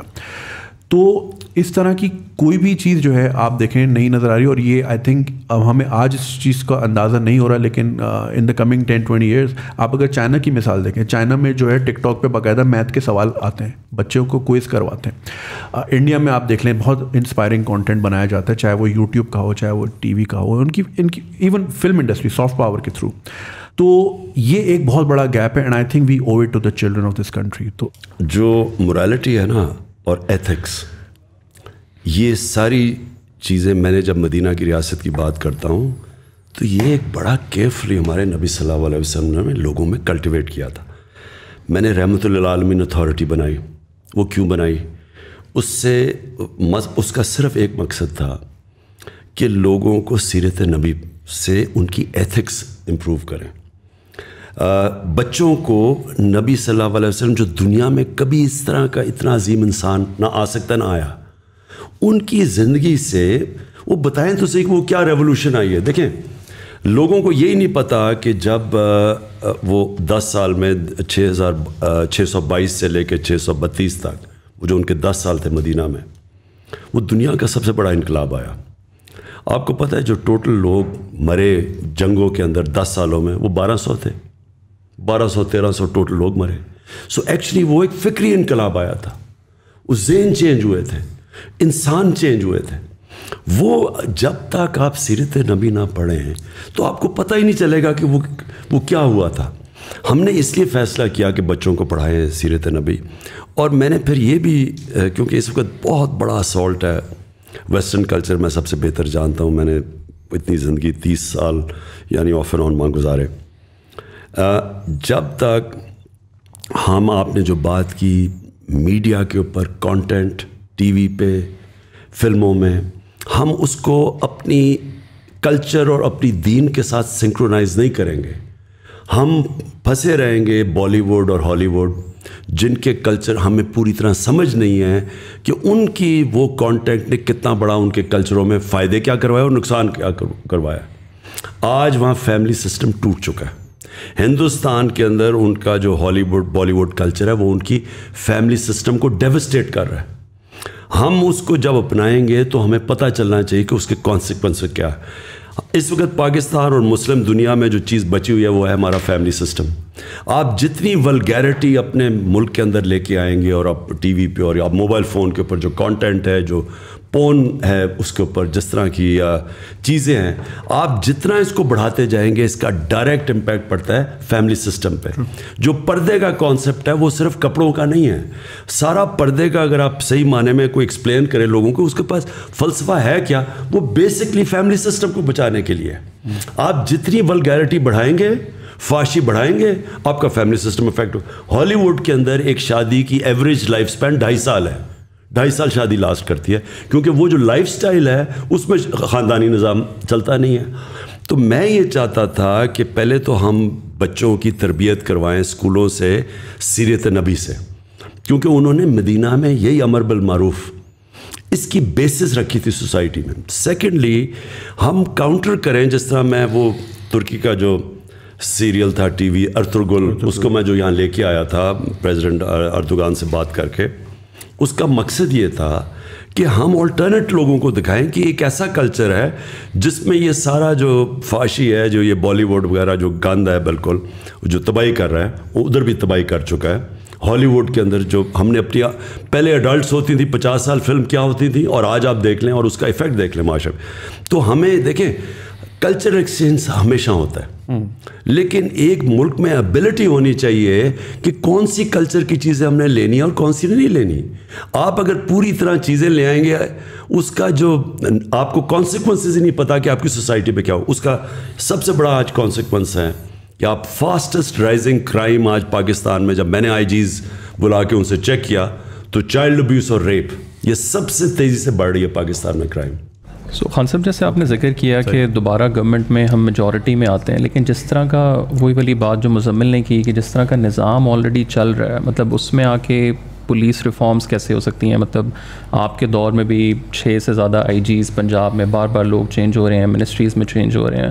سو اس دفعہ ایسی کیا چیز ہے جو ڈفرینٹ ہوگی؟ اور اس سے بھی زیادہ اگر آپ جو اداروں والی سائڈ ہے وہ مطلب آپ کے خیال سے وہ ابھی بھی نیوٹرل ہی رہیں گے جب آپ آتے ہیں, یا وہ آپ کو سپورٹ کریں گے؟ اور ایک بہت بڑا جو نیریٹو پچھلے 60 سالوں سے پاکستان میں کہ جی ان کی سپورٹ کے بغیر تو آپ آ ہی کوئی نہیں سکتا.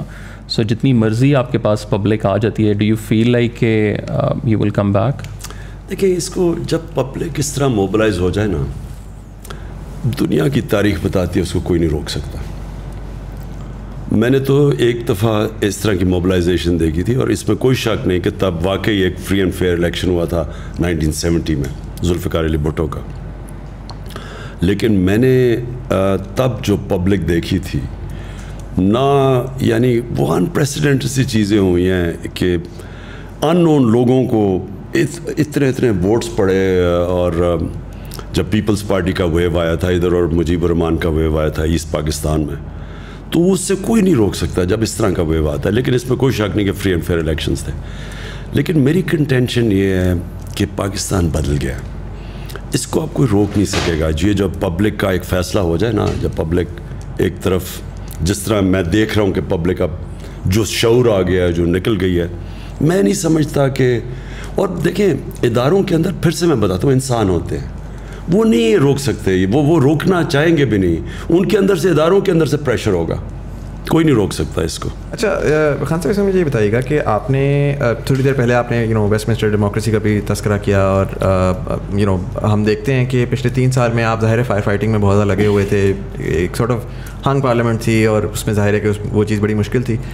But one thing that has been missing, and اس کو میں تھوڑا سا کانٹیکسٹ اس میں بلڈ کروں گا. سوال میرے اس طرح دماغ میں آیا کہ پہلا تو یہ ہوا کہ اگر میں ٹویٹر دیکھوں تو آج کل بڑا ایک کویسچن مارک ہوا ہے, سب کہہ رہے ہیں کہ جی خان صاحب کی سیکیورٹی کو بڑا ہے, ایک تھریٹ ہے. اسپیس میں بھی آپ نے, لوگوں نے اس کے اوپر بہت زیادہ بولا اور آپ نے اس پہ جواب دیا کہ اللہ تعالیٰ کے اوپر ہے, which is fine. But the way that I see it, I feel like کہ right now it's literally Imran Khan اور نتھنگ, رائٹ. اینڈ جب آپ نے ایک اتنی بڑی پارٹی بنائی, 26 سال کی آپ کی جدوجہد ہے, آپ نے اس پارٹی کو اسٹرکچر اور کانسٹیٹیوشن پراپرلی دے کر اس کو انفورس کیوں نہیں کیا؟ اور اس کی وجہ 2 ہیں. پہلا یہ کہ بار بار سوال آتا ہے کہ آگے کس کو ٹکٹ دیا جائے گا, الیکٹیبل, نان الیکٹیبل, کون چلے گا, کون نہیں چلے گا. اور دوسرا ریزن یہ ہے کہ میں دیکھتا ہوں نوجوان طبقے کو, میں کہتا ہوں کہ یار میں ہوں, جنید بھائی ہیں, طلحہ ہیں, ہم خواب سوچتے ہیں, ہم کہتے ہیں یار ہم نے پاکستانی پالیٹکس میں پارٹیسپیٹ کرنا ہے. آج اگر کوئی نوجوان سوچتا ہے کہ اس نے پاکستانی پالیٹکس میں پارٹیسپیٹ کرنا ہے, اس کے پاس کوئی روڈ میپ نہیں ہے, کوئی سسٹم نہیں ہے جس کے تحت وہ سسٹم میں گھسے, آہستہ آہستہ وہ اپنا ایک اسٹیچر بلڈ کرے اور کوئی نظام ہو. ابھی تو یہ پاور ہے, پیسہ ہے, کون کتنا پیسہ لے آتا ہے, کون کتنا ووٹ بینک لے آتا ہے, پاور لے آتا ہے. تو ڈونٹ یو تھنک کہ جی وہ جو اسٹرکچر جو آپ پاکستان کو بدلنا چاہ رہے تھے, وہ شاید اپنی پارٹی سے اگر اسٹارٹ کرتے تو اس 3 سال کے بعد آج آپ بہت بہتر جگہ پر ہوتے in terms of mobilisation, in terms of public تو آ گئی, بٹ جو پارٹی اٹ سیلف ہے وہ it seems like all over the place right now.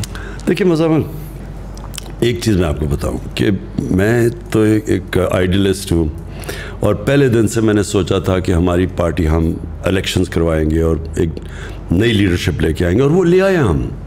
ہمیں مراد سعید, کون سوچ رہا تھا کہ وہاں اتنے بڑے خان تھے مالا کنڈ میں اور مراد سعید اوپر آ جائے گا. اور اسی طرح علی محمد ہوا, یا ایک شاہد ہے ہمارا, شاہد ادھر کرک سے, وہ کھڑا ہو گیا, شاہد خٹک, وہ ہمارا ایک انصاف اسٹوڈنٹ فیڈریشن سے ISF نکل کے وہ بن گیا ہے. یہ سارے نیچے سے آئے ہوئے ہیں.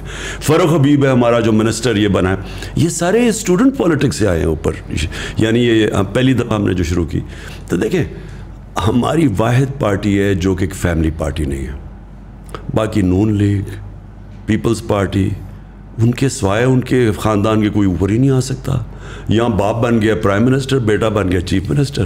یہ مذاق ہے ملک کے ساتھ. دونوں ضمانت پہ بھی ہیں, اوپر سے کرپٹ بھی دونوں ہیں. اور جو وہ چاچا ہے وہ یعنی جو اس کا دوسرا بھائی ہے وہ کانوکٹ ہے, وہ ملک سے بھاگا ہوا ہے.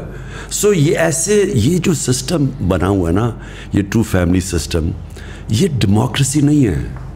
یہ this is even worse than kingship, right. But sorry میں آپ کی بات کر رہا ہوں کہ میں ایڈ کر دوں نا. دیکھیں میں صرف آپ کو, لیکن جو ہم چاہتے تھے نا کہ ہماری پارٹی میں, ہم واحد پارٹی ہے جس نے بہت بڑا الیکشن کروایا اپنی پارٹی میں, لیکن وہ جو الیکشن تھا, جو سسٹم ہم نے پہلی دفعہ کیا الیکشن کا سسٹم, اس کے اندر ہمیں بڑے پرابلمز آئے, کیونکہ یہاں تو کوئی ٹریڈیشن ہی نہیں ہے پارٹی پہ الیکشنز کروانے کی. ہم نے پہلے ممبرشپ کی, پھر کوشش کی, لیکن وہ فلاڈ سسٹم تھا وہ, یعنی اس کے اندر ہمیں بڑی غلطیاں آئیں. پھر ہم نے سیکنڈ ٹائم کوشش کی, پھر ہم نے ممبرشپ کی, پورا ایک سیٹ اپ کیا, الیکشن سیل بنایا, لیکن وہ الیکشن ہم نے کیا نہیں ایونچولی, کیونکہ اس کے اندر جو سسٹم ہم نے موبائل فون کے ذریعے الیکشن کروانا تھا, کیونکہ وہ زیادہ آسان تھا, ہم ٹیکنالوجی کا استعمال کر رہے تھے. انفارچونیٹلی جو ہم نے وہ سافٹ ویئر بنایا, وہ جب اس کو ٹیسٹ کیا وہ کام نہیں کیا. سو کوشش ہم نے پوری کی. میں صرف آپ کو یہ کہنا چاہتا ہوں کہ پاکستان میں اس وقت یہ سیکنڈ چیز ہے کہ اس میں کوئی شک نہیں کہ اس وقت عمران خان ہے اور PTI ہے, لیکن یہ جو اس وقت ہم جس میں پڑے ہوئے ہیں نا, اس وقت میری پارٹی الیکشن سے زیادہ امپورٹنٹ یہ ہے کہ سارا کرپٹ سٹیٹس کو ایک طرف ہے اور عمران خان اور پی ٹی آئی ایک طرف ہے. سر لیکن اگر اس میں خدا نہ خواستہ عمران خان کو نکال دیں تو پھر پی ٹی آئی کس جگہ پہ کھڑی ہوگی؟ کوئی اور لیڈر بن جائے گا پی ٹی آئی میں, اور ہم چاہیں گے کہ وہ ایک پوری ممبرشپ ووٹ کرے ایک لیڈر کو, ہم کر دیں گے. وہ ہم ممبرشپ تو کر رہے ہیں, پھر سے ممبرشپ کیمپین کر رہے ہیں. ان سے کہیں گے ڈائریکٹ الیکٹ کرے ایک لیڈر کو, ساری پارٹی الیکٹ کرے بجائے انڈائریکٹ الیکشن سے. لیکن دیکھیں زندگی کا تو کسی کو بھی نہیں پتہ ہوتا, ہمیں یہ نہیں پتا کہ ہم آج کل زندہ ہیں یا نہیں ہیں. لیکن یہ میں آپ کو کہہ دوں کہ اس وقت جو بیٹل ہے وہ پاکستان کے اندر کبھی اس طرح کی کلیئر ڈیوائیڈ نہیں آ گئی. سارے یہ ڈاکو 30 سال سے جو چوری کر رہے تھے ایک طرف کھڑے ہو گئے, اور تحریک انصاف ایک طرف کھڑی ہو گئی, اور پاکستان کی عوام ہمارے ساتھ ہے.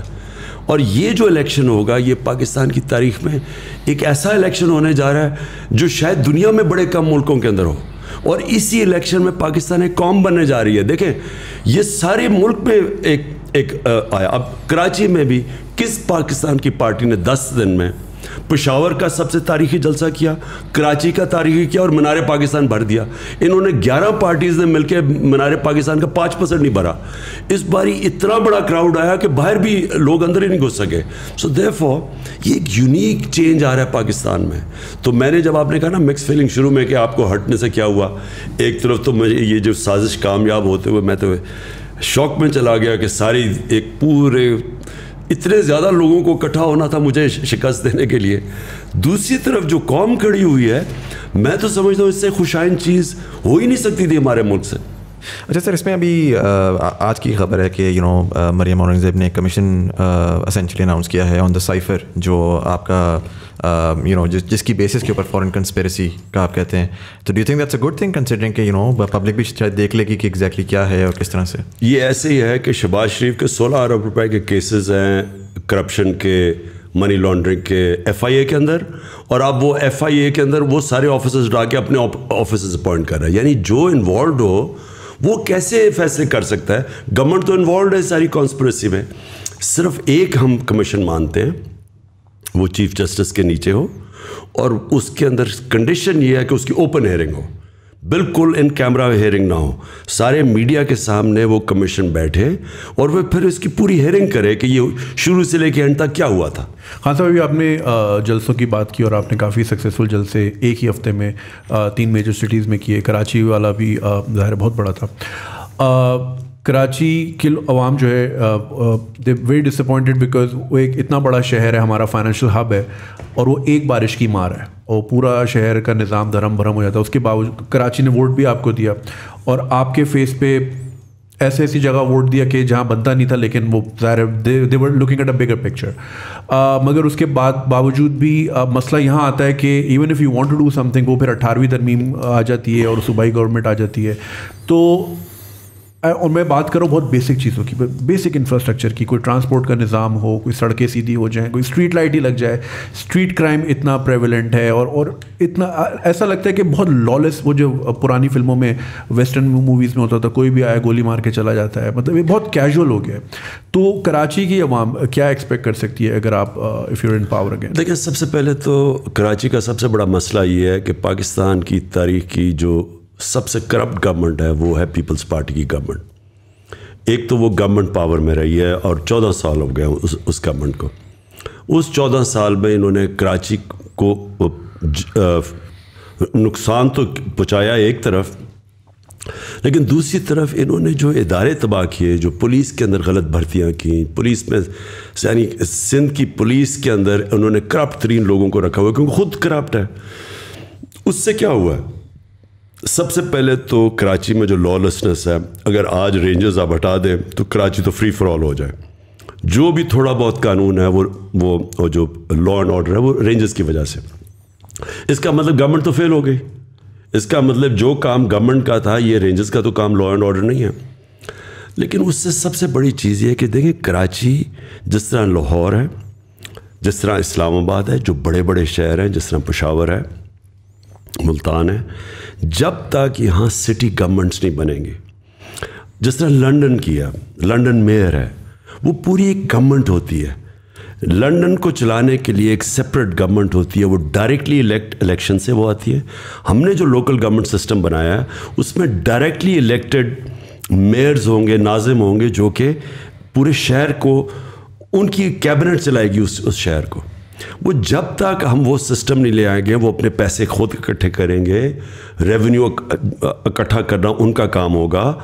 ان کے اندر ایکسپرٹس بیٹھے ہوں گے جو پانی کے بھی ایکسپرٹ ہوں گے, سوریج سسٹم کے بھی ہوں گے, پولیس ان کے نیچے ہوگی.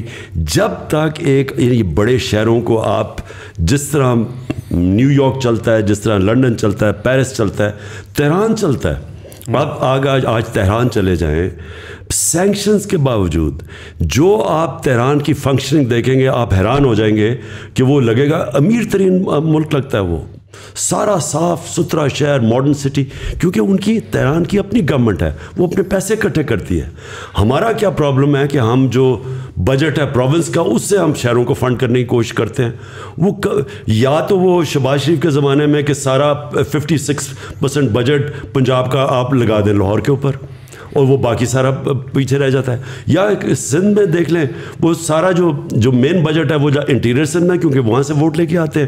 کراچی کو پیسے نہیں ملتے, کراچی کھنڈر بن چکا ہے. تو اس کا صرف ایک نتیجہ ہے کہ ان شہروں کو ان کی اپنی الیکٹڈ, ایک ڈائریکٹلی الیکٹڈ ان کا میئر بنے, ناظم بنے, وہ پھر اپنی کیبنٹ بنائے اور وہ پھر اس کو چلانے کے لیے اور اب چلائے بھی اور پیسے بھی اکٹھے کرے, وہی ذمہ دار ہو. آپ یقین نہیں کریں گے, میں جب بھی اسلام آباد یا لاہور آتا ہوں میں اکثر لوگوں کو دیکھتا ہوں باہر سے ہاتھ ڈال کے گیٹ کنڈی کھول کے چلے جاتے ہیں. ہمیں گلی کے کونے سے پہلے فون کر دینا ہوتا ہے کہ گیٹ پہ آ جاؤ, کیونکہ وہ جو تھوڑی دیر آپ کی گاڑی کھڑی ہوتی ہے اور گیٹ کھلتا ہے اس میں ٹرانزیکشن ہو جاتی ہے. تو مطلب ہمارے لیے اتنا ایلین کانسیپٹ ہے کہ ATM کے اندر بندہ جاتا ہے نا تو باہر والا اندر والے سے ڈر رہا ہوتا ہے, اندر والا باہر والے سے ڈر رہا ہوتا ہے. نہیں تو جب اوپر گورنمنٹ کرمنلز کی ہو, آپ دیکھیں نا ان کے سارے زرداری کے اوپر کرپشن کیسز, وہ ضمانت پہ ہے, چیف منسٹر ہے وہ اس کے اوپر کرپشن کیسز ہیں, وہ جان کے. اب میں پھر سے یہ کہتا ہوں کہ ان 3.5 سال میں سارے کیسز تو پرانے بنے ہوئے تھے, ہم نے تو بنائے نہیں, ان کو پکڑائی کسی نے نہیں.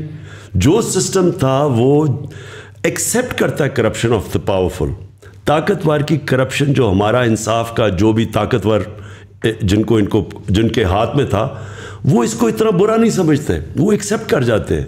تو جب وہ اوپر بیٹھ جائیں تو آپ کیا سمجھیں گے کہ تھانہ دار ایماندار بن جائے گا. So just adding to that, پچھلے 3 سالوں میں بھی ہم نے کوئی دیکھا نہیں کہ کوئی کسی بندے کو پراپر سزا ہوئی ہو. شروع میں آپ نے وعدہ کیا تھا کہ ہم $billions واپس لائیں گے. اب آئی تھنک شروع میں آپ نے ذکر کیا کہ ججز ایسے بیٹھے ہوئے ہیں, نیب میں ایسے لوگ ہیں, بٹ جب آپ کی گورنمنٹ تھی تو آپ اگر ان کو ریپلیس کر کے اپنے بندے لاتے ہیں. نیب ایک انڈیپینڈنٹ اینٹی ہے. اس کو ان کا جو چیئرمین تھا جو ہے ابھی بھی, وہ نون لیگ کے زمانے میں اس کو اپوائنٹ کیا گیا تھا. ہم اس کو ریموو نہیں کر سکتے, ہم نیب کے اندر کوئی چینجز نہیں کر سکتے بائی لا. سو دیئرفور نیب ہمارے کنٹرول میں نہیں اور عدلیہ آزاد ہے. تو آپ اب FIA کے کیسز تھے, ہمارا جو ہم نے پکڑا, یہ جو اس کی انہوں نے جو اپنے وہ جو بھی شوگر مل تھی ان کی, اس کے اندر یہ جو 16 ارب روپے کے پکڑے جو نوکروں کے نام پہ انہوں نے پیسے لیے ہوئے تھے. اب وہ تو اوپن اینڈ شٹ کیس ہے. اب ہم کریں کیا, وہ کیس ہی نہیں لگتا تھا. وہ کیس لگتا ہے کہ درد ہے, کمر درد ہے, یہ وہ ہے. میں کہتا ہوں بچایا گیا ہے اس کو, باقاعدہ اس کو بچایا گیا ہے, اور ہم پوری کوشش کرتے رہے, ہم نہیں کامیاب ہوئے. اس لیے میں کہتا ہوں کہ ہماری اس وقت ہماری جو گورنمنٹ تھی اس کو جب تک پوری پاور سے گورنمنٹ نہیں آتی, جس کو فکر نہ ہو سارا وقت کے اپنی پارلیمنٹ پارٹی بھی رکھو, پھر ایلائز کو بھی ساتھ رکھو, پھر وہ ان کو وہ ناراض ہو جاتے تھے, پھر وہ اپوزیشن ساری ان کی کرمنلز کی اکٹھی تھی, وہ پورا بلیک میل کرتی تھی. تو ہمیں ایک بڑی کمزور گورنمنٹ ملی تھی.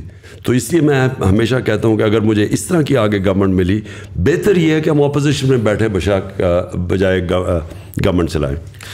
ہاں سر, تھوڑا سا میں کانورزیشن کو سوئچ کروں گا لوکل پالیٹکس سے انٹرنیشنل پالیٹکس کی طرف. اور ہم نے دیکھا کہ دنیا جو ہے وہ ایک یونیپولر ورلڈ سے ملٹی پولر ورلڈ کی طرف بھی جا رہی ہے. ظاہر اس کی وجہ سے dynamics and foreign policy and lot of those things are changing as well. ایک چیز پرٹیکولرلی میں آپ کی پالیٹکس میں نوٹس کر رہا ہوں کہ آپ پہلے ایک sort of nationalism, anti corruption, local اس کے اوپر تھے, but recently you become more of an anti imperialist, in the context of کہ پرٹیکولرلی पोस्ट ब्रिटिश एम्पायर का कोलैप्स हमने देखा कि ज़ाहिर है वो एक जो गली का बुली था, वो ब्रिटिश एम्पायर था, वो हटा तो एक और बुली इमर्ज किया at the end of the day. और हमेशा होता है निज़ाम में जो पावरफुल होता है वो उस तरह से होता है. Why do you think, first of all, that shift has happened, particularly in your politics and in your language and a lot of the ways that you talk about a lot of things? And दूसरा ये कि in this multipolar world, how do you see Pakistan positioning itself?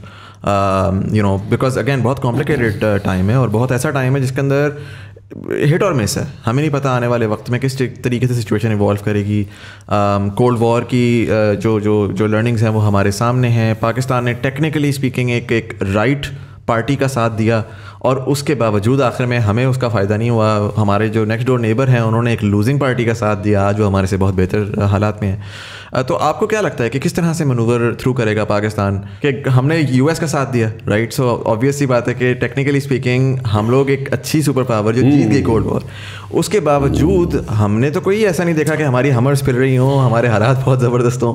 On the other hand India Russia के साथ थी और उसके बावजूद उनकी IT इंडस्ट्री, उनकी इंडस्ट्री ओवरऑल तो बड़े अच्छे निकल गए हमारे से. देखिए जी, पहले तो एक चीज़ पहले तो मैं आपको ये बताऊं कि मेरी एंटी इम्पीरियलिज्म अभी से पॉलिसीज़ नहीं थी. मैं वो फर्स्ट जनरेशन पाकिस्तानी था जिसको बार बार हमारे माँ बाप ने बताया था कि तुम बड़े खुशकिस्मत हो, आज़ाद पाकिस्तान में पैदा हुए हो.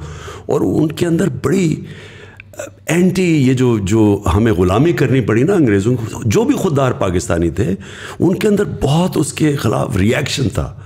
तो इलामा इकबाल की जो सारी शायरी है, जो उन्होंने मुसलमानों को जगाने की कोशिश की, आप वो सारी शायरी उसके अंदर जो वो कहते हैं कि उस रिस्क से मौत अच्छी है जिस रिस्क से परवाज़ में कोताही आती है. यानी जब एक खुददार कौम ही उसकी परवाज़ ऊपर होती है. जब आप ग़ुलामी करते हैं तो आप कभी ग़ुलाम ने कभी बड़ा काम नहीं किया. कभी किसी सोचा कि कॉलोनियल जितने मुल्क थे इनमें से कोई मर्ज किया हो. जब ये एक आज़ाद कौम खड़ी होती है, सो हमें मसला ये हुआ कि हमने आते साथ ही इंडिया के खौफ से हम आ गए अमेरिका के उसके अंदर स्फीयर ऑफ इन्फ्लुएंस में, और सीटो और सेंटो की हमने उनसे बगदाद पैक्ट का हिस्सा बन गए. जब इसराइल ने और बरतानिया ने हमला किया मिस्र के ऊपर, जब नासिर ने सुएज कैनाल को नेशनलाइज किया, तो आप सोचे हम बरतानिया के साथ खड़े हो गए. हम वो मुसलमानों के साथ नहीं खड़े हुए. तो क्योंकि हम शुरू में ही एक डिपेंडेंसी सिंड्रोम आ गया.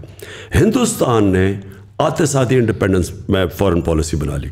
फ़र्क क्या था? हिंदुस्तान की जो उस वक़्त जो उनके चीफ एग्जीक्यूटिव थे जवाहरलाल नेहरू, उन्होंने पूरी स्ट्रगल की थी इंडिपेंडेंस के लिए, आज़ादी के लिए, जिस तरह कायदे आज़म ने की थी. अगर कायदे आज़म रह जाते पाकिस्तान में तो उन्होंने कभी हमें किसी के सामने हाथ फैलाने नहीं देना था, क्योंकि वो खुददार इंसान थे और उनकी पॉलिसी भी खुददार होनी थी. हमारे में जो डिपेंडेंसी सिंड्रोम आ गया, हमने एड के ऊपर रिलाई किया, हमने अपने पैर पे नहीं खड़े हुए. और वो जुल्फ़िकार अली भुट्टो ने थोड़ी सी कोशिश की, उसको फारग कर दिया. उसके ख़िलाफ़ भी पूरी साजिश हुई, वहाँ भी साजिश हुई, फिर मुदाखलत हुई और उसको हमने फारग कर दिया. उसके बाद कभी भी पाकिस्तान की फ़ॉरेन पॉलिसी आज़ाद नहीं हुई. तो पहले तो मैं ये कह दूं कि मैं हमेशा एंटी इंपीरियलिस्ट था, क्योंकि मैं तो वो फर्स्ट जनरेशन पाकिस्तानी था जिसको माँ बाप ने बताया था तुम एक आज़ाद मुल्क में पैदा हुआ और आज़ादी को वैल्यू करो. दूसरी चीज़, आपने ये बात की कि जो इमर्जिंग सिचुएशन है दुनिया में, देखिए पाकिस्तान की पोजीशन एक ही होनी चाहिए. हमें कभी किसी ब्लॉक का हिस्सा नहीं बनना चाहिए. हिंदुस्तान किसी ब्लॉक का हिस्सा नहीं बना. उनकी खुददार पॉलिसी रही, उनकी रिस्पेक्ट थी दुनिया में, रही ज़्यादा रिस्पेक्ट उनकी. हमने जो आखिर में ये जो वॉर ऑन टेरर में हमने आपकी जो अपने जो ज़िल्लत कमाई है, लोग भी मरवाए, मुल्क को भी नुकसान करवाया और ज़िल्लत भी मिली. पाकिस्तानी के हरे पासपोर्ट से पूछे भरे उन्होंने पाकिस्तानी अलग लाइनों में खड़े करते थे. हमें most dangerous country in the world कर दिया. हमारा कसूर ये था कि हम हुक्म मिला और हम उनकी जंग में शिरकत कर गए. मैं चाहता हूँ कि पाकिस्तान जिस तरह अगर हिंदुस्तान हमारे साथ ही आज़ाद हुआ था, उनकी इंडिपेंडेंट फॉरेन पॉलिसी है. वो रूस से तेल ले रहे हैं, इंडिया इंग्लैंड अमेरिकन एलाय हैं, वो स्ट्रेटिजिक एलाय हैं, उसके बावजूद वो अपने मुल्क के लिए तेल हमें इजाज़त नहीं दी इन्होंने. और ये जो पुतला हुकूमत आई है, इन्होंने वही करना है जो इनको हुक्म मिलना है, इम्पोर्टेड हुकूमत ने. लिहाजा मेरी फॉरेन पॉलिसी बड़ी क्लियर थी ہمیں سب سے اچھے تعلقات رکھنے چاہیے. اور یہ ہو جانا تھا. میں آپ کو بتاؤں, ایک امریکنوں کو تو عادت ہی نہیں تھی کہ پاکستان اپنی خوددار پالیسی ہوگا. انہوں نے تو جب انہوں نے حکم دیا روس کا دورہ کینسل کرو, تو ان کو تو آئیڈیا نہیں تھا کہ پاکستان کینسل نہیں کرے گا. انہوں نے جب بیسس کا انہوں نے جب پروب کر رہے تھے, انہوں نے کہا جو حکم کرے. سو ان کو بھی یہ جو نیو نارمل, اس کو انہوں نے ایڈجسٹ ہو جانا تھا. انہوں نے یہ پتلے آ گئے ہیں اوپر, اور یہ اب وہی کریں گے جو امریکہ کہے گا اپنے انٹرسٹ کے خلاف. خان صاحب, جس سے گلوبل پوزیشننگ کی بات کی, پاکستان کا اوبویسلی پرسیپشن اتنا پازیٹیو نہیں ہے جتنا ہونا چاہیے تھا. We are not bad people, it's just we been on the wrong side of history by choice اور ادھر by someone else's choice. بہت سارے ملکوں کی ہم مثالیں دیکھتے ہیں, وہ اپنی سافٹ پاور یوز کرتے ہیں. جیسے انڈیا کا بالی ووڈ ہے, وہ ایک کلچرل فینومینا تو ہے. ہم دیکھتے ہیں جسٹن ٹروڈو بھی بھنگڑا کر رہا ہوتا ہے کیونکہ اس کے ایک سافٹ پاور انہوں نے اس پہ ورکنگ کی ہے کافی. 1938 میں تھائی لینڈ کے کنگ نے ان کی اپنی حکومت کا ان کا ایک پروگرام تھا جہاں پہ انہوں نے تھائی شیفس پریپیئر کیے, 3 قسم کے, ایک بہت فائن ڈائننگ کے, ایک مڈ ٹیئر اور ایک بالکل اسٹریٹ فوڈ. اور انہوں نے دنیا بھر میں اپنے شیفس پھیلا دیے. آپ کو اگر اسٹریٹ فوڈ کھانا ہے آپ کو نیو یارک میں بھی ملے گا, آپ کو فائن ڈائن کرنا ہے لنڈن میں بھی ملے گا. تو اس سے لوگوں میں پرسیپشن, ایک تھرسٹ پیدا ہوئی کہ یار اگر تھائی فوڈ لنڈن میں اتنا اچھا مل رہا ہے آکسفورڈ اسٹریٹ پہ, تو تھائی لینڈ میں کتنا اچھا ہوتا ہوگا.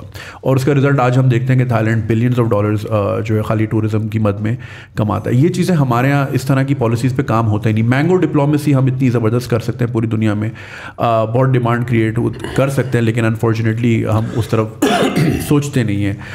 ایک انٹرنل سافٹ پاور ہوتی ہے, جیسے بنگلہ دیش نے جو ہے سیڈ پلانٹ کی اپنی عوام میں. انہوں نے اپنا سکہ جو جاری کیا جو ان کے کرنسی کا تھا, اس میں انہوں نے جو امیجری یوز کی, انہوں نے دکھایا ایک ماں ہے, ایک باپ ہے اور 2 بچے ہیں. اور سکہ ہر غریب آدمی کی جیب میں جاتا ہے, تو ان کا ایک مینٹل میپنگ ہوئی کہ 2 بچے کرنے. تو انہوں نے پاپولیشن مینجمنٹ وہاں سے کرنا شروع کی, جس کا رزلٹ آج کافی ہم حد تک دیکھتے ہیں. دوسرا, 2000 کی دہائی میں انہوں نے ایک اور سکہ جاری کیا جس میں ایک بچہ اور لڑکی دونوں بیٹھے ہیں اور دونوں کے ہاتھ میں کتاب ہے. سو انہوں نے ایک میسج کنوے کیا کہ دونوں کو پڑھانا ہے, جس کا رزلٹ آج ہم دیکھتے ہیں کہ بنگلہ دیش میں خواتین جو ہیں ان کا رول بہت زیادہ ہے انڈسٹریز میں. اور ابھی شری لنکا کے جو کرائسس ہوئے, ساری انڈسٹری موو ہو کے بنگلہ دیش چلے گئی, ہمارے ملک سے بہت گئی ہے.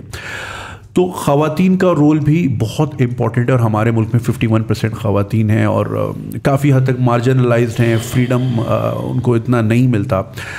ہم ایک بہت بڑا ریسورس ضائع کر رہے ہیں اس طرح سے, چاہے وہ پالیسیز ہوں, چاہے وہ ہماری اپنی ذاتی سوچ ہو. تو ان چیزوں پہ ہم کیا کام کر سکتے ہیں جو کہ آنے والے 20-25 سالوں میں ہمیں اس کا فروٹ حاصل ہو؟ دیکھیں, پہلے تو یہ جو سافٹ پاور ہے نا, میں اس کا کوئی زیادہ فین نہیں ہوں. یہ سافٹ پاور کی ہم بار بار پہلی دفعہ ہم نے مشرف کے دور میں سنی تھی سافٹ پاور, اور وہ ہوتا یہ تھا کہ باہر سے جب ڈیلیگیشن آتے تھے تو ہم فیشن شوز ان کے سامنے کر دیتے تھے کہ جی یہ ہماری سافٹ پاور ہے.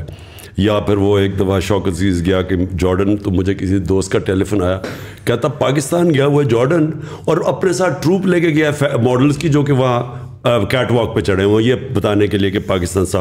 اور انلائٹنڈ ماڈریشن, یہ بھی ایک مذاق تھا جس کی کسی کو آج تک سمجھ نہیں ہے کہ وہ مطلب کیا اس کا. یہ ہوتی ہے جب آپ میں احساس کمتری ہو, تو آپ لوگوں کو خوش کرنے کے لیے بتاتے ہیں کہ جی ہم بھی آپ ہی کی طرح ہیں. یعنی اگر آپ فیشن شوز کر سکتے ہیں تو ہم بھی کر سکتے ہیں. اس سے کبھی کسی ملک کو عزت نہیں ملی. ہندوستان کو آپ نے پہلے نام لیا, ہندوستان کو عزت اس لیے ملی کہ انہوں نے اپنی عزت کروائی. کبھی مجال ہے ہندوستان میں کھڑے ہو کے یورپین یونین کے امبیسڈرز ہندوستان کو کہیں گے جی آپ یوکرین کے اوپر کنڈیم کریں رشیا کو؟ کسی کی ضرورت ہے کرنے کی؟ کیونکہ ان کو ریئیکشن آئے گا ہندوستان سے. ان کے پولیٹیشینز, ان کے لوگ الائنڈ ہیں, وہ اپنی جو ساورنٹی ہے اس کے ساتھ کھڑے ہو جاتے ہیں. ہم نے یہ اپنے یہ آخری 30 سالوں میں خاص طور پہ رمزی وہ جو ایمل کانسی کا, اس کو ہم نے امریکنوں کو پکڑا دیا. اس کے وکیل نے, جب جج نے پوچھا کہ یہ تو کوئی قانون کارروائی کے بغیر آپ نے پکڑ کے اس کو لے آئے, کڈنیپ کر کے لے کے آئے ہیں, اس کے وکیل نے جج کو کہا کہ کڈنیپ کر کے لے کے آئے ہیں. تو جج نے پوچھا اس سے, پھر اس نے دونوں وکیلوں سے, اس نے کہا کیوں نہیں انہوں نے کارروائی کی؟ تو اس وکیل نے وہاں کہا ایمل کانسی کے کہ پاکستانی اپنی ماں بھی بیچ دے پیسے کے پیچھے. डॉलर्स के पीछे. सो जब आप अपनी इज्जत ही नहीं करवाते, ये ना एक्सपेक्ट करें दुनिया इज्जत करेगी. जब आप ग्वांटानामो में पकड़ के पैसे लेके यहाँ से लोग पकड़ा के उनको दे रहे हैं और वो यहाँ आके FBI फिर रही है और CIA कॉन्ट्रैक्टर्स पकड़ के लोग लेके, कॉन्ट्रैक्टर पकड़ के 2 लोग मार देता मजांग के अंदर और हम सारा डर के पकड़ा देते हैं अमेरिकनों के हाथ, उसको कानून कार्रवाई नहीं करते, तो दुनिया इज्जत नहीं करती. पहली चीज़ अपनी इज्जत करवाएं. आपने दुनिया से इज्जत करवानी है, पहले अपनी इज्जत खुद करें. और वो तो शुरू होती है एक इंडिपेंडेंट खुददार फॉरेन पॉलिसी से. और कौम तब खड़ी होती है. देखिए आपने, अगर हम कब से भीख मांगते फिर रहे हैं, कब से कर्जे लेते फिर रहे हैं, कब से एड पर डलाई कर रहे हैं. जब वो सऊदी अरेबिया हमारा जो जाता है प्राइम मिनिस्टर, सारी कौम इंतजार जी क्या पैसा लेके आएगा. जिधर वो आया जी चाइना से, मैं जब बना मुझे इतनी एम्बैरेसिंग होता था कि हमारा मुल्क बैंकरप्ट था, मुझे पैसे मांगने पड़ते थे कर्ज़ों के पीछे, ये सऊदी अरेबिया, UAE, चाइना से. मैं आपको यकीन दिलाऊं कि 3.5 साल में जो मुझे सबसे ज़्यादा शर्म आई वो तब आई जब मुझे इनसे पैसे मांगने पड़ते थे. क्यों नहीं हमने कभी फैसला किया कि हम अपने, और मैं आपको यकीन दिलाता हूं जिस वक्त हम कौम बन गए, यहाँ इतना पैसा है ना, यहाँ पैसे की कमी है, इस मुल्क के अंदर रिसोर्सेज की कमी नहीं. अभी आपने टूरिज़म की बात की, मैं आपको गारंटी करता हूँ कि जो पाकिस्तान में टूरिज़म पोटेंशियल है, शायद ही दुनिया में किसी मुल्क में. हमारे पास रिलीजियस टूरिज़म, हमारे पास दुनिया में unique mountain tourism, skiing Pakistan में यूनिक है. हमारे ये जो कोस्टल बेल्ट है सारी, ऐसी वहाँ कोस्टल बेल्ट के ऊपर बीचेस हैं जो मैंने कहीं दुनिया में भी नहीं देखी. एमरल्ड पानी है वहाँ, लेकिन कभी किसी ने सोचा ही नहीं. ये अनटैप्ड है हमारा मुल्क. क्यों वजह है, जब आप दूसरे से भीख मांगने के और कर्जे लेके गुजारे करें और आप सारों के घर हों, छुट्टियाँ आपकी लंदन में हों, आपके बड़े बड़े महलात वहाँ हों, बिजनेसेस वहाँ हों, आपको क्या पता कि पाकिस्तान में क्या है. मेरा बिलीफ ये है कि ये जो सॉफ्ट पावर तब आएगी, हम पहले अपनी इज्जत करें, अपने कल्चर को प्रमोट करें. नुसरत फ़तेह अली ख़ान हमारा सॉफ्ट पावर इसलिए थी क्योंकि वो उस पर पाकिस्तानियत थी, वो एक अपना कल्चर का हम प्रोजेक्ट कर रहे थे. हम करते क्या है कि या फैशन शोज़ को ना तीते रहते हैं ना बटे रहते हैं, और इससे रिस्पेक्ट ही मिलती है. सब coming back to the local politics, एक सवाल सोशल मीडिया पे बहुत ज़्यादा पिछले 2-3 सालों में चलता रहा है कि खान साहब का बुज़दार साहब के साथ क्या ख़ास मोहब्बत का रिश्ता है. कि बहुत दफ़ा हुआ कि वो जा रहे हैं आ रहे हैं, बहुत से लोकल पार्टीज़ चाहती थी कि वो चले जाएं, उससे पहले बहुत से लोग उनको जानते भी नहीं थे. So what was like your relationship? देखिए हमारा असल में हुआ क्या, हम एक्सपेक्ट कर रहे थे शाह महमूद कुरैशी, उन्होंने 2 सीटों पे इलेक्शन लड़े थे, तो हम एक्सपेक्ट कर रहे थे कि शाह महमूद जीतेंगे इलेक्शन और वो फिर बनेंगे पंजाब के चीफ मिनिस्टर. वो इलेक्शन हार गए. जब वो इलेक्शन हार गए तो हमारे पास उस वक्त चॉइस ये थी कि हम अलीम खान को बनाते थे. अलीम खान के ऊपर करप्शन केस हो गया नैब में, तो हमने उस्मान को मैंने इसलिए चूज़ किया, एक कि उसकी टोटल लॉयल्टी थी. जब मैंने उस्मान को कहना था कि अगर हम किसी और को रिप्लेस करना चाहते तो वो तैयार थे, उनका कोई प्रॉब्लम नहीं था. और जब मैंने उन्हें कहा तो उन्होंने आराम से अपना इस्तीफ़ा दे दिया, यानी कि उनको कोई प्रॉब्लम नहीं हुआ. दूसरा इशू, दूसरी वजह जिसको मैंने और किसी को नहीं चूज़ किया, उस्मान को, उस्मान सबसे गरीब जो इलाका है पंजाब का, DG खान के ट्राइबल एरिया से थे. ना वहाँ पानी है, ना वहाँ बिजली है, ना वहाँ हॉस्पिटल्स हैं. उनकी मुझे जो सबसे चीज़ ये थी कि उनको पता था कि आम आदमी मुश्किलों में गुजारा कैसे करता है. मेरी जो सारी मिशन स्टेटमेंट है वो ये है कि हमने लोगों को गुर्बत से निकालना है. तो उस्मान के दौर में जो सोशल प्रोटेक्शन प्रोग्राम्स आए और जो सबसे बड़ा पाकिस्तान की तारीख का हेल्थ कार्ड, हेल्थ इंश्योरेंस हर ख़ानदान को देने का फ़ैसला किया, आप इमेजिन नहीं कर सकते कि ये मेरे नहीं ख्याल में कि और किसी ने माना था. उस्मान को इमीडिएटली समझ आ गई कि गरीब आदमी अगर उसके ख़ानदान के पास हेल्थ इंश्योरेंस हो और किसी भी हॉस्पिटल में अपना इलाज करवा सकता है. ये याद रखें कि हेल्थ इंश्योरेंस में प्राइवेट हॉस्पिटल्स में जिधर कोई गरीब आदमी सोच भी सकता है घुसने का, आज वो जाके अपना इलाज करवा सकता है. डॉक्टर्स हॉस्पिटल में मैंने 2 तो जानता हूँ जिन्होंने जाके हार्ट के ऑपरेशन करवाए हैं, जो बेचारा गरीब आदमी घुस भी नहीं सकता, एक ड्राइवर ने जाके करवाया. तो ये जो उसकी थी ना, कि जो उसकी एम्पैथी थी, उसकी जो उसके अंदर जो इंसानियत थी, वो मुझे बड़ा अपील किया. کہ کیونکہ میں نے جب انٹرویو کیا تو میں نے اسے پوچھا کہ تم کیا کرنا چاہتے ہو. وہ کہتا ہے جی لوگوں کو بنیادی چیزیں ضرور, پانی مل جائے لوگوں کو, صاف پانی, لوگوں کے پاس بجلی پہنچ جائے, اور پھر ہاسپٹل ہو. یعنی جب ایک تکلیف میں انسان ہوتا ہے, دیکھیں جب تکلیف میں ہوتا ہے نا انسان, ایک گھر میں بیماری ہو گئی اور آپ کے پاس کہیں جانے کی جگہ نہیں ہے, وہ بے بسی وہ صرف وہ جانتے ہیں جو گزرے ہوں. تو مجھے اس کی بڑی یہ چیزیں پسند آئی, اور میں سمجھتا ہوں کہ اس نے بڑا اچھا کام کیا عثمان نے. سر یوتھ کے بارے میں ایک سوال کرنا چاہوں گا. پرٹیکولرلی ریسنٹلی ایک اسٹیٹمنٹ آئی تھی جس میں وہ تھا کہ یوتھ از ایل انفارمڈ. پھر ساتھ کل مالک صاحب ایک اینکر انہوں نے بھی یہ بات بولی کہ یوتھ جو ہیں وہ شاید انفارمڈ ہے لیکن پولیٹیکلی وہ انٹلیکچوئل ڈیپتھ نہیں ہے. آئی فیل لائک کہ بڑا 60% of the population is youth right now. Pakistan میں دیکھ رہا تھا کہ اگر میں 18 سے 30 کی عمر نکالوں تو جو آپ کا ووٹ بینک ہے اس میں 44% ووٹ جو ہے وہ اس پاپولیشن کا. اسینشلی اگلی الیکشن یہ ڈیفائن کر سکتے ہیں کون جیتے گا کون نہیں جیتے گا. تو یہ جو اسٹیٹمنٹ ہے یہ آلموسٹ ایسے لگتا ہے کہ ایک نیریٹو بلڈ کیا جا رہا ہے, اور یہ بڑا ڈیمیجنگ ہے نوجوانوں کے لیے کہ یار ہم مطلب ہماری کیپیبلٹی کوئی نہیں ہے, ہم جو کر رہے ہیں جو سوچ رہے ہیں وہ ارریلیونٹ ہے. اور اسی کے ساتھ ساتھ تو پوچھنا میں یہ چاہوں گا, پر پہلے تو یہ کہ how do you see the youth, and دوسرا آپ کی کرنٹ گورنمنٹ میں بھی ہم نے دیکھا کہ youth even though you came in from the view of the youth, وہ ریپرزنٹیشن نہیں ملی, وہ یوتھ کو وہ اپرچونٹی نہیں ملی جو کہ ہم چاہتے تھے کہ یار شاید ہمیں ہماری بات سنی جائے گی. شاید ایک تو ایم این ایز میں زیادہ اماؤنٹ یوتھ کی ہوگی, بٹ چلیں ایم این ایز نہ بھی ہوں, اس کے بعد پھر آ کے یوتھ کو اٹھایا جائے گا اور ان سے پوچھا جائے گا کیا صحیح کیا غلط کیا کرنا چاہیے. لیکن ہم جاتے بھی تھے تو ہمیں جو ہے نا وہ بچے کہہ کے سائڈ پہ کر دیا جاتا تھا کہ یار یہ تو بچے ان کو کیا پتا, 10 سال کی ایکسپیرینس 15 سال کی ڈگری. دنیا بڑی بدل چکی ہے اب, آج کل نئے نوجوان جو ہیں وہ بڑے انوویٹیو ہیں, وہ ڈسرپٹیو ہیں. ہم کہتے ہیں ہم نے ڈسرپشن کرنی ہے, لیکن اگر ہم یوتھ کا ویٹ کرتے رہیں گے کہ وہ جب 50 کے ہوں گے تبھی ڈسرپٹیو ہوں گے تو وہ تو دے لوز دے رہے نا. دیکھیں دو مختلف چیزیں. آپ نے یہ کہا کہ کسی نے یہ کہا کہ جو یوتھ کو سمجھ نہیں ہے یا یوتھ بڑی ایل انفارمڈ ہے, یہ بڑی ایک کانڈسینڈنگ ایک بڑا ایک غلط ویو ہے. یوتھ کے اندر جو چیز ہوتی ہے وہ پیشن ہوتا ہے, جنون ہوتا ہے. جیسے جیسے آپ کی عمر ہوتی جاتی ہے تو آپ زیادہ ریئلزم پہ آ جاتے ہیں کہ جی یہ تو زمینی حقائق پہ آ جاتے ہیں, اور آپ میں وہ جو جنون اور جو خواب دیکھنا وہ ختم ہونا شروع ہو جاتا ہے. زندگی میں مار کھا کے انسان اس طرف پہنچ جاتا ہے.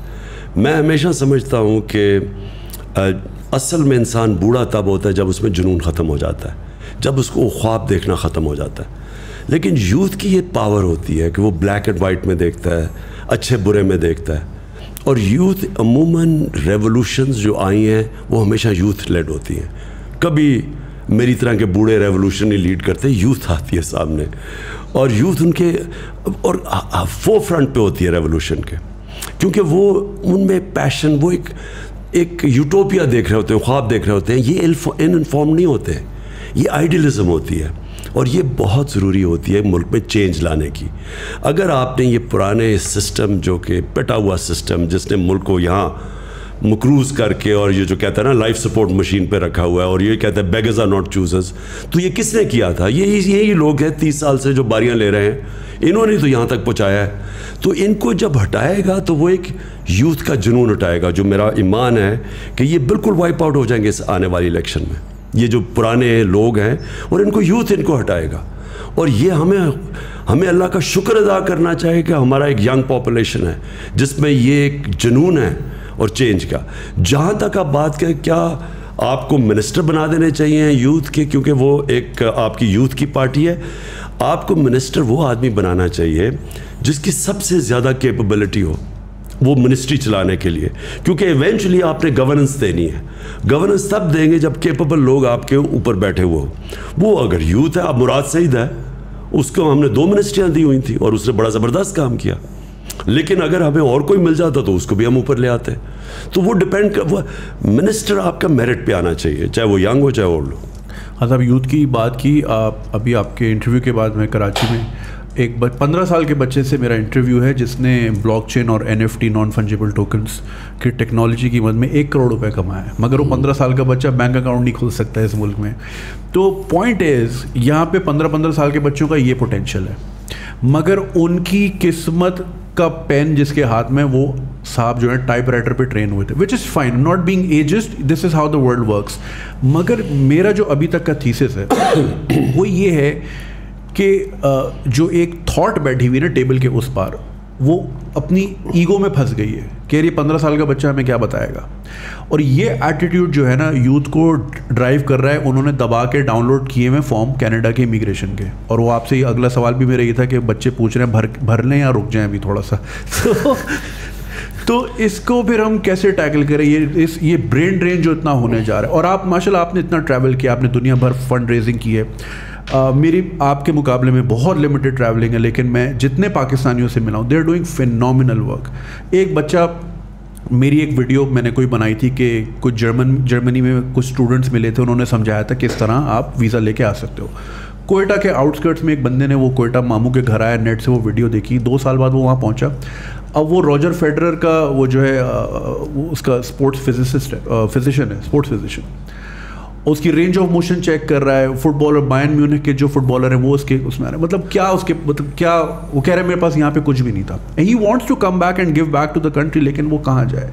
تو اس طرح کا ہم بہترین جو ٹیلنٹ ہے وہ تیزی سے جا رہا ہے, اور فگرز آپ کے سامنے بھی ہوں گے کتنے اوورسیز پاکستانی بڑھتے جا رہے ہیں. مجھے تو لگتا ہے کہ ہماری پالیسی ہے کہ سب کو اوورسیز بھیج دو تاکہ پھر ریمیٹنس ہے اور ہمارا ملک چلے.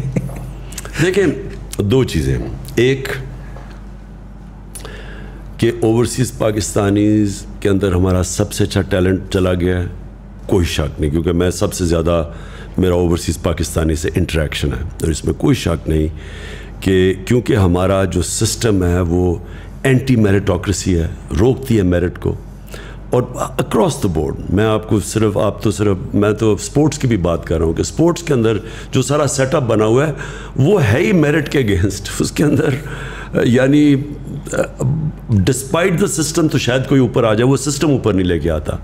اور وہ ہر فیلڈ میں ہے. میں نے جو گورنمنٹ کے اندر بھی دیکھی, ہماری بیوروکریسی کے اندر جو سسٹمز بن چکے ہیں وہ اندر آنے نہیں دیتے لوگوں کو. ہم نے کوشش کی 2-3 دفعہ باہر سے پاکستانیوں کو ہم نے بڑے وہ انتھوزیاسٹک آئے, لیکن وہ سسٹم ان کو فنکشن نہیں کرنے دے رہا تھا. میں نے دیکھا کہ وہ ہر جگہ ان کو ڈسٹرب کرتا تھا. جو جنگ ہے نا جی, میں آپ پھر سے واپس آتا ہوں, وہ ہے رول آف لاء کی. رول آف لاء جو ہے نا وہ کرٹیکل ہے ایک معاشرے کی سکسیس میں. رول آف لاء کا دوسرا حصہ میرٹ ہے. ایک رول آف لاء کا حصہ ہے کہ سب قانون کے نیچے آ جائیں, دوسرا اس کا ہے میرٹوکریسی. جب رول آف لاء ہوتا ہے تو میرٹ آ جاتی ہے. اور جدھر آپ نے اوورسیز پاکستانیز کی بات کی, بالکل کوئی شک نہیں کہ وہ یہاں کیونکہ سسٹم ان کو روکتا ہے وہ باہر چلے جاتے ہیں, اور باہر کیونکہ ان میں پیشن ہوتا ہے, ان کے اندر صلاحیت ہوتی ہے, وہ جب سسٹم لیول پلینگ فیلڈ دیتا ہے وہ اوپر آ جاتے ہیں اور آؤٹ اسٹینڈنگ پاکستانی باہر بیٹھے. لیکن ایک چیز یاد رکھیں, جتنا بھی کامیاب ہو جائے باہر پاکستانی, آخر میں وہ وہاں کا کبھی بھی اس کو وہ عزت یا اس کا مقام نہیں ہو سکتا جو اپنے ملک میں ہوتا ہے. میں 20-30 سال باہر اپنی زندگی کرکٹ بھی کھیلتا تھا, جانتا تھا, لیکن میں نے کبھی یہ نہیں فیل کیا, حالانکہ مجھے انہوں نے بڑا اس سوسائٹی کا حصہ بھی تھا میں, اور بڑا ویلکم بھی کیا, اور بڑے کم برٹش سوسائٹی کے اندر لوگوں کو اس طرح ایکسیپٹ کرتے ہیں, لیکن میں نے کبھی اس کو اپنا گھر نہیں سمجھا. کیونکہ میں پاکستانی تھا, جو مرضی میں کر لوں, میں انگریز تو بن نہیں سکتا. آپ اگر گدھے کے اوپر لکیریں ڈال دیں تو وہ زیبرا نہیں بن جاتا, وہ گدھا ہی رہتا ہے. تو اس لیے جو جتنے بھی ہمارے باہر پاکستانی ہیں ان کی خواہش یہ ہے کہ ایک ہمارا ملک ایسا بنے جدھر میرٹوکریسی رول آف لاء آ جائے, جس کے لیے اسٹرگل کرنی, اوور نائٹ نہیں ہو سکتا. یہ کوئی بھی معاشرہ ایک بٹن دبا کے چینج نہیں ہوتا. ایک معاشرہ اسٹرگل کرتا ہے اپنے آپ کو چینج کرنے کے لیے, کیونکہ اسٹیٹس کو بیٹھا ہوتا ہے, مافیاز بیٹھے ہوتے ہیں جو روکتے ہیں, جو ایک کرپٹ سسٹم سے فائدہ اٹھا رہے ہیں. تو ایک معاشرہ اسٹرگل کرتا ہے, جدوجہد کرتا ہے, جہاد کرتا ہے. لیکن جب پاکستان جیسے جیسے یہ چینج آئے گا, بہت بڑا ٹیلنٹ پاکستانی واپس آئے گا. Right, we're at the 1 hour 30-minute mark almost, or we're going to wrap this up as well. میں چاہوں گا کہ طرح جو ہے ایک لاسٹ کویسچن پوچھ لیں. پچھلے 3 سال کا کوئی ریگریٹ ہے آپ کا؟ دیکھیے, ایک تو زندگی میں کوئی شارٹ کٹ نہیں ہے. اگر آپ پہلی دفعہ آپ کی پارٹی گورنمنٹ میں آئی ہے اور آپ نے چینجز کرنے ہیں اور آپ نے ریفارمز کرنا ہے, اور وہ آپ کے پاس اتنی کمزور گورنمنٹ ہے جو کہ کولیشن میں تھوڑی سی آپ کی میجورٹی ہے, وہ اس میں ریفارمز کرنا بڑا مشکل تھا. تو میں نے پہلے تو ریگریٹ یہ ہے کہ مجھے امیجیٹلی الیکشنز پہ چلے جانا چاہیے تھا, اور مجھے اگر کلیئر میجورٹی نہ ملتی تو میں اپوزیشن میں بیٹھتا. لیکن آن دا ادر ہینڈ جو میں نے سیکھا ہے 3.5 سال میں, یعنی میں نے وہ چیزیں سیکھی ہیں جو میں اب پیچھے دیکھتا ہوں, تو اگر اب اللہ نے کبھی موقع دیا تو مجھے پہلے سے ہی پتہ ہوگا کہ میں نے آتے ساتھ ہی, کیونکہ جب آپ آتے ہیں وہ ٹائم ہوتا ہے آپ میکسیمم چینجز کر دیں. تو مجھے اب پتہ ہے کہ میں نے کیا کیا چینجز کرنے ہیں, کیونکہ وہ اگر آپ شروع میں چینجز نہیں کرتے بعد میں نہیں ہو سکتے. تو جب آپ کی میکسیمم طاقت ہوتی ہے تب وہ مین چینجز کریں. تو وہ تو میں نے پرائرٹائز بھی کر لیا. اور پھر دوسری چیز کہ پہلے سے آپ کو پتہ ہونا چاہیے کہ جو آپ کی جگہ ہیں کس نے ان کے اوپر آ کے بیٹھنا ہے. وہ ہم پہلے پاور میں, پہلے تو خیر ہماری گورنمنٹ یا کوئی 2-3 دن پہلے پاور سے پورے نمبرز پورے ہوئے. جب نمبرز پورے ہوئے تو پہلے جب گورنمنٹ آئی تو تب ہمیں پریزنٹیشنز ملنی شروع ہوئی کہ ایک اداروں میں کیا سچویشن ہے. تو وہ فائر فائٹنگ ہی اس وقت ہو رہی تھی. آپ کے پاس پلاننگ ہی ہو سکتی ہے. اس وقت انشاءاللہ پلان کر کے آئیں گے اور پتہ ہوگا کہ کرنا کیا ہے. لوگوں کو بھی پہلے سے آئیڈینٹیفائی کریں گے کہ کی جگہ کے اوپر کون سے لوگ بیٹھے ہیں. یہ اور ریگریٹ میرا سب سے بڑا یہ ہے کہ ہمارے پاس جو ہم کر بھی سکتے تھے, جو بڑے بڑے کرمنلز اور جو مافیاز تھے, حالانکہ ہم نے بڑی زمینیں چھڑوائیں, قبضے گروپس سے پکڑا, گورنمنٹ کی زمینوں کے اوپر یہ پولیٹیشنز نے قبضے کیے ہوئے تھے وہ سارے چھڑوائے. لیکن ہم نے جس طرح ہمیں جو ہمارے پاس FIA بھی تھی اور اینٹی کرپشن بھی تھی اور FBR بھی تھی, ہم اور زیادہ کر سکتے تھے. لیکن انفارچونیٹلی ہمیں ریزسٹنس اندر سے بڑی آئی. یعنی جو ہمیں پتہ نہیں تھا کہ کئی لوگ ان کے ساتھ اندر سے ملے ہوئے تھے, تو وہ گو سلو کر دیتے تھے. ہم اس طرح کا جو احتساب کرنا چاہتے تھے, جو نیب تو ہمارے ہاتھ میں نہیں تھی, عدلیہ ہمارے ہاتھ میں نہیں تھی, لیکن جو ہمارے ہاتھ میں بھی تھا ان اداروں کو آہستہ آہستہ ہمیں جب سمجھ آئی تو وہ آخری 1 سال کے اندر پوری طرح سمجھ آئی. تو اب انشاءاللہ کبھی بھی موقع ملے تو آتے ساتھ ہی کریں گے. اور PDM کے لیے کوئی لاسٹ میسج؟ دیکھیے PDM تو ایک صرف اینٹی عمران الائنس ہے. ان کا تو کوئی نظریہ ہے نہ کچھ ہے. ان کی صرف ایک چیز ہے, کیونکہ سب کے اوپر زیادہ تر یہ ضمانت پہ ہیں, کرپشن کے کیسز ہیں, اور ان کی صرف ایک کوشش یہ ہوگی کہ کسی طرح عمران خان اور PTI کو یہ کامیاب نہ ہونے دے, کیونکہ ہم کامیاب ہوتے ہیں تو ان کی پالیٹکس ختم ہو جاتی ہے. تو اس لیے یہ ایک ان نیچرل سی الائنس ہے جو پازیٹیو نہیں ہے, ایک نیگیٹو الائنس ہے. صرف یہ کہ ایک آدمی کے ڈر سے اور پارٹی کے ڈر سے یہ سب اکٹھے ہیں. رائٹ سر, ریپ دس اپ. میں بس ایک سوال آپ سے پوچھوں گا, جنرلی میں سب گیسٹ سے پوچھتا ہوں. I want to channel Imran Khan the human, not Imran Khan the politician. آپ کی ظاہر ایک جرنی رہی ہے, کرکٹ کے کریئر میں آپ کی ایک جرنی تھی, اس کے بعد پھر as a philanthropist and then as a politician. ابھی 2023 چل رہا ہے, آج سے 27 سال بعد 2050 کا پاکستان ہوگا, آلموسٹ 103 سال کا پاکستان ہو چکا ہوگا.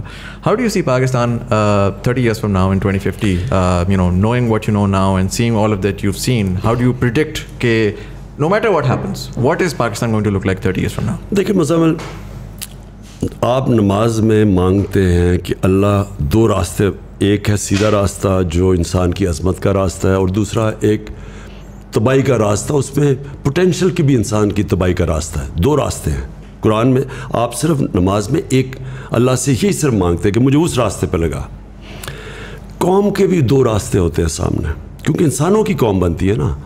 تو ہمارے سامنے بھی 2 راستے ہیں. یا ہم اب یہ جو سارا جو سازش ہوئی ہے اور یہ جو ساری ہمیں ایک غلام باہر کی مداخلت سے امپوز کی گئی ہے چوروں کی حکومت, تو یا تو یہ چلے گی اور اس کے بعد ایک تباہی کا راستہ ہے, اور یا اس کو فائٹ کرے گی قوم اور پھر وہ راستہ اختیار کرے گی جو کہ آزادی کا راستہ اور مشکل راستہ ہے. یہ جو غلامی کا راستہ ہے یہ لگتا آسان ہے, اٹریکٹیو لگتا ہے کہ جی آپ کو پیسے بھی مل جائیں گے, تھوڑی ایڈ بھی مل جائے گی, آپ کو لائف سپورٹ مشین میں بھی تھوڑی چیز پمپ ہو جائے گی کہ آپ آگے چلتے جائیں, پھر تھوڑی دیر کے بعد آپ بھیک مانگیں. ذلت کا راستہ ہے. دوسرا ہے خودداری کا اور آزادی کا راستہ, اور وہ ہے لا الہ الا اللہ کا راستہ. جو لا الہ الا اللہ ہے نا جی, یہ پورا ایک فلسفہ ہے, یہ آئیڈیالوجی ہے کہ سوائے اللہ کے کسی کے سامنے نہیں جھکنا. ایک غیرت کا راستہ ہے, خودداری کا راستہ ہے, اور انسان کی عظمت کا راستہ ہے. کیونکہ پھر انسان جب اپنے پیر پہ کھڑا ہوتا ہے اور اللہ پہ رلائے کرتا ہے, ہمیشہ وہ قوم اوپر جاتی ہے. جو مدینہ کی ریاست تھی وہ کیوں اللہ ہمیں کہتا ہے کہ نبی صلی اللہ علیہ وسلم کی سنت پہ چلو, اور وہ ان کی سنت تھی, کیونکہ اس کے اوپر دنیا کا ایک عظیم سویلائزیشن کھڑا ہوا تھا. وہ کیا کیسے 2 سپر پاورز تھی, تو کیا ان کو کبھی کہا کہ ہمارے نبی صلی اللہ علیہ وسلم نے کہ کسی سے ایڈ لے کے جاؤ کہ جی پیسے مانگو, بلکہ انہوں نے ان کو اناؤنس کیا کہ میں اللہ کا پیغام لے کے آیا ہوں, اگر فالو کرو گے تو آپ کی بہتری کے لیے. 10-12 سال کے اندر وہ دونوں گھٹنے ٹیک گئے ان کے سامنے. یہ تاریخ کا حصہ ہے. تو وہ پرنسپلز انہوں نے سیٹ کیے تھے, جس کا مین پرنسپل لا الہ الا اللہ, کہ انسان اللہ کے سامنے کسی کے سامنے اس کے علاوہ نہیں جھکتا. یہ جو اس وقت ہمارے پاس فیز ہے, ہمارے پاس بھی اب 2 راستے ہیں, ایک ہے غلامی کا اور ذلت کا راستہ, ایک ہے آزادی کا راستہ اور جدوجہد کا راستہ ہے. مشکل راستہ ہے, لیکن وہ اس ملک کی عظمت کا راستہ ہے. تو آپ نے جب میرے سے پوچھا نا پاکستان کدھر جائے گا, ہمارے اوپر چوائسز چھوڑ دیتا ہے اللہ. ہر وقت ہمارے پاس کیوں 5 وقت نماز پڑھتے ہیں, ہر روز ہمیں چوائس کرنی پڑتی ہے 2 راستوں کے بیچ میں. کوئی تیسرا راستہ نہیں ہے, نیوٹرل کوئی راستہ نہیں ہے, یا یہ راستہ ہے یا وہ راستہ ہے. تو مجھے ویسے اگر آپ میرے سے میری انسٹنکٹ کو پوچھیں, میری انسٹنکٹ یہ ہے کہ یہ قوم اب وہ اس راستے پہ جانے لگی ہے جو ہمیں 70 سال پہلے نکل جانا چاہیے تھا. وہ hماری عظمت کا راستہ ہے. Sir, thank you so much for being part of the show and for all of the guests, Thank you. co-hosts as well. Thank you ji. جو لوگ دیکھ رہے ہیں, thank you so much for watching. بڑے turbulent times آنے والے ہیں, I hope اپنا خیال رکھ سکیں آپ سب لوگ, and we'll see you.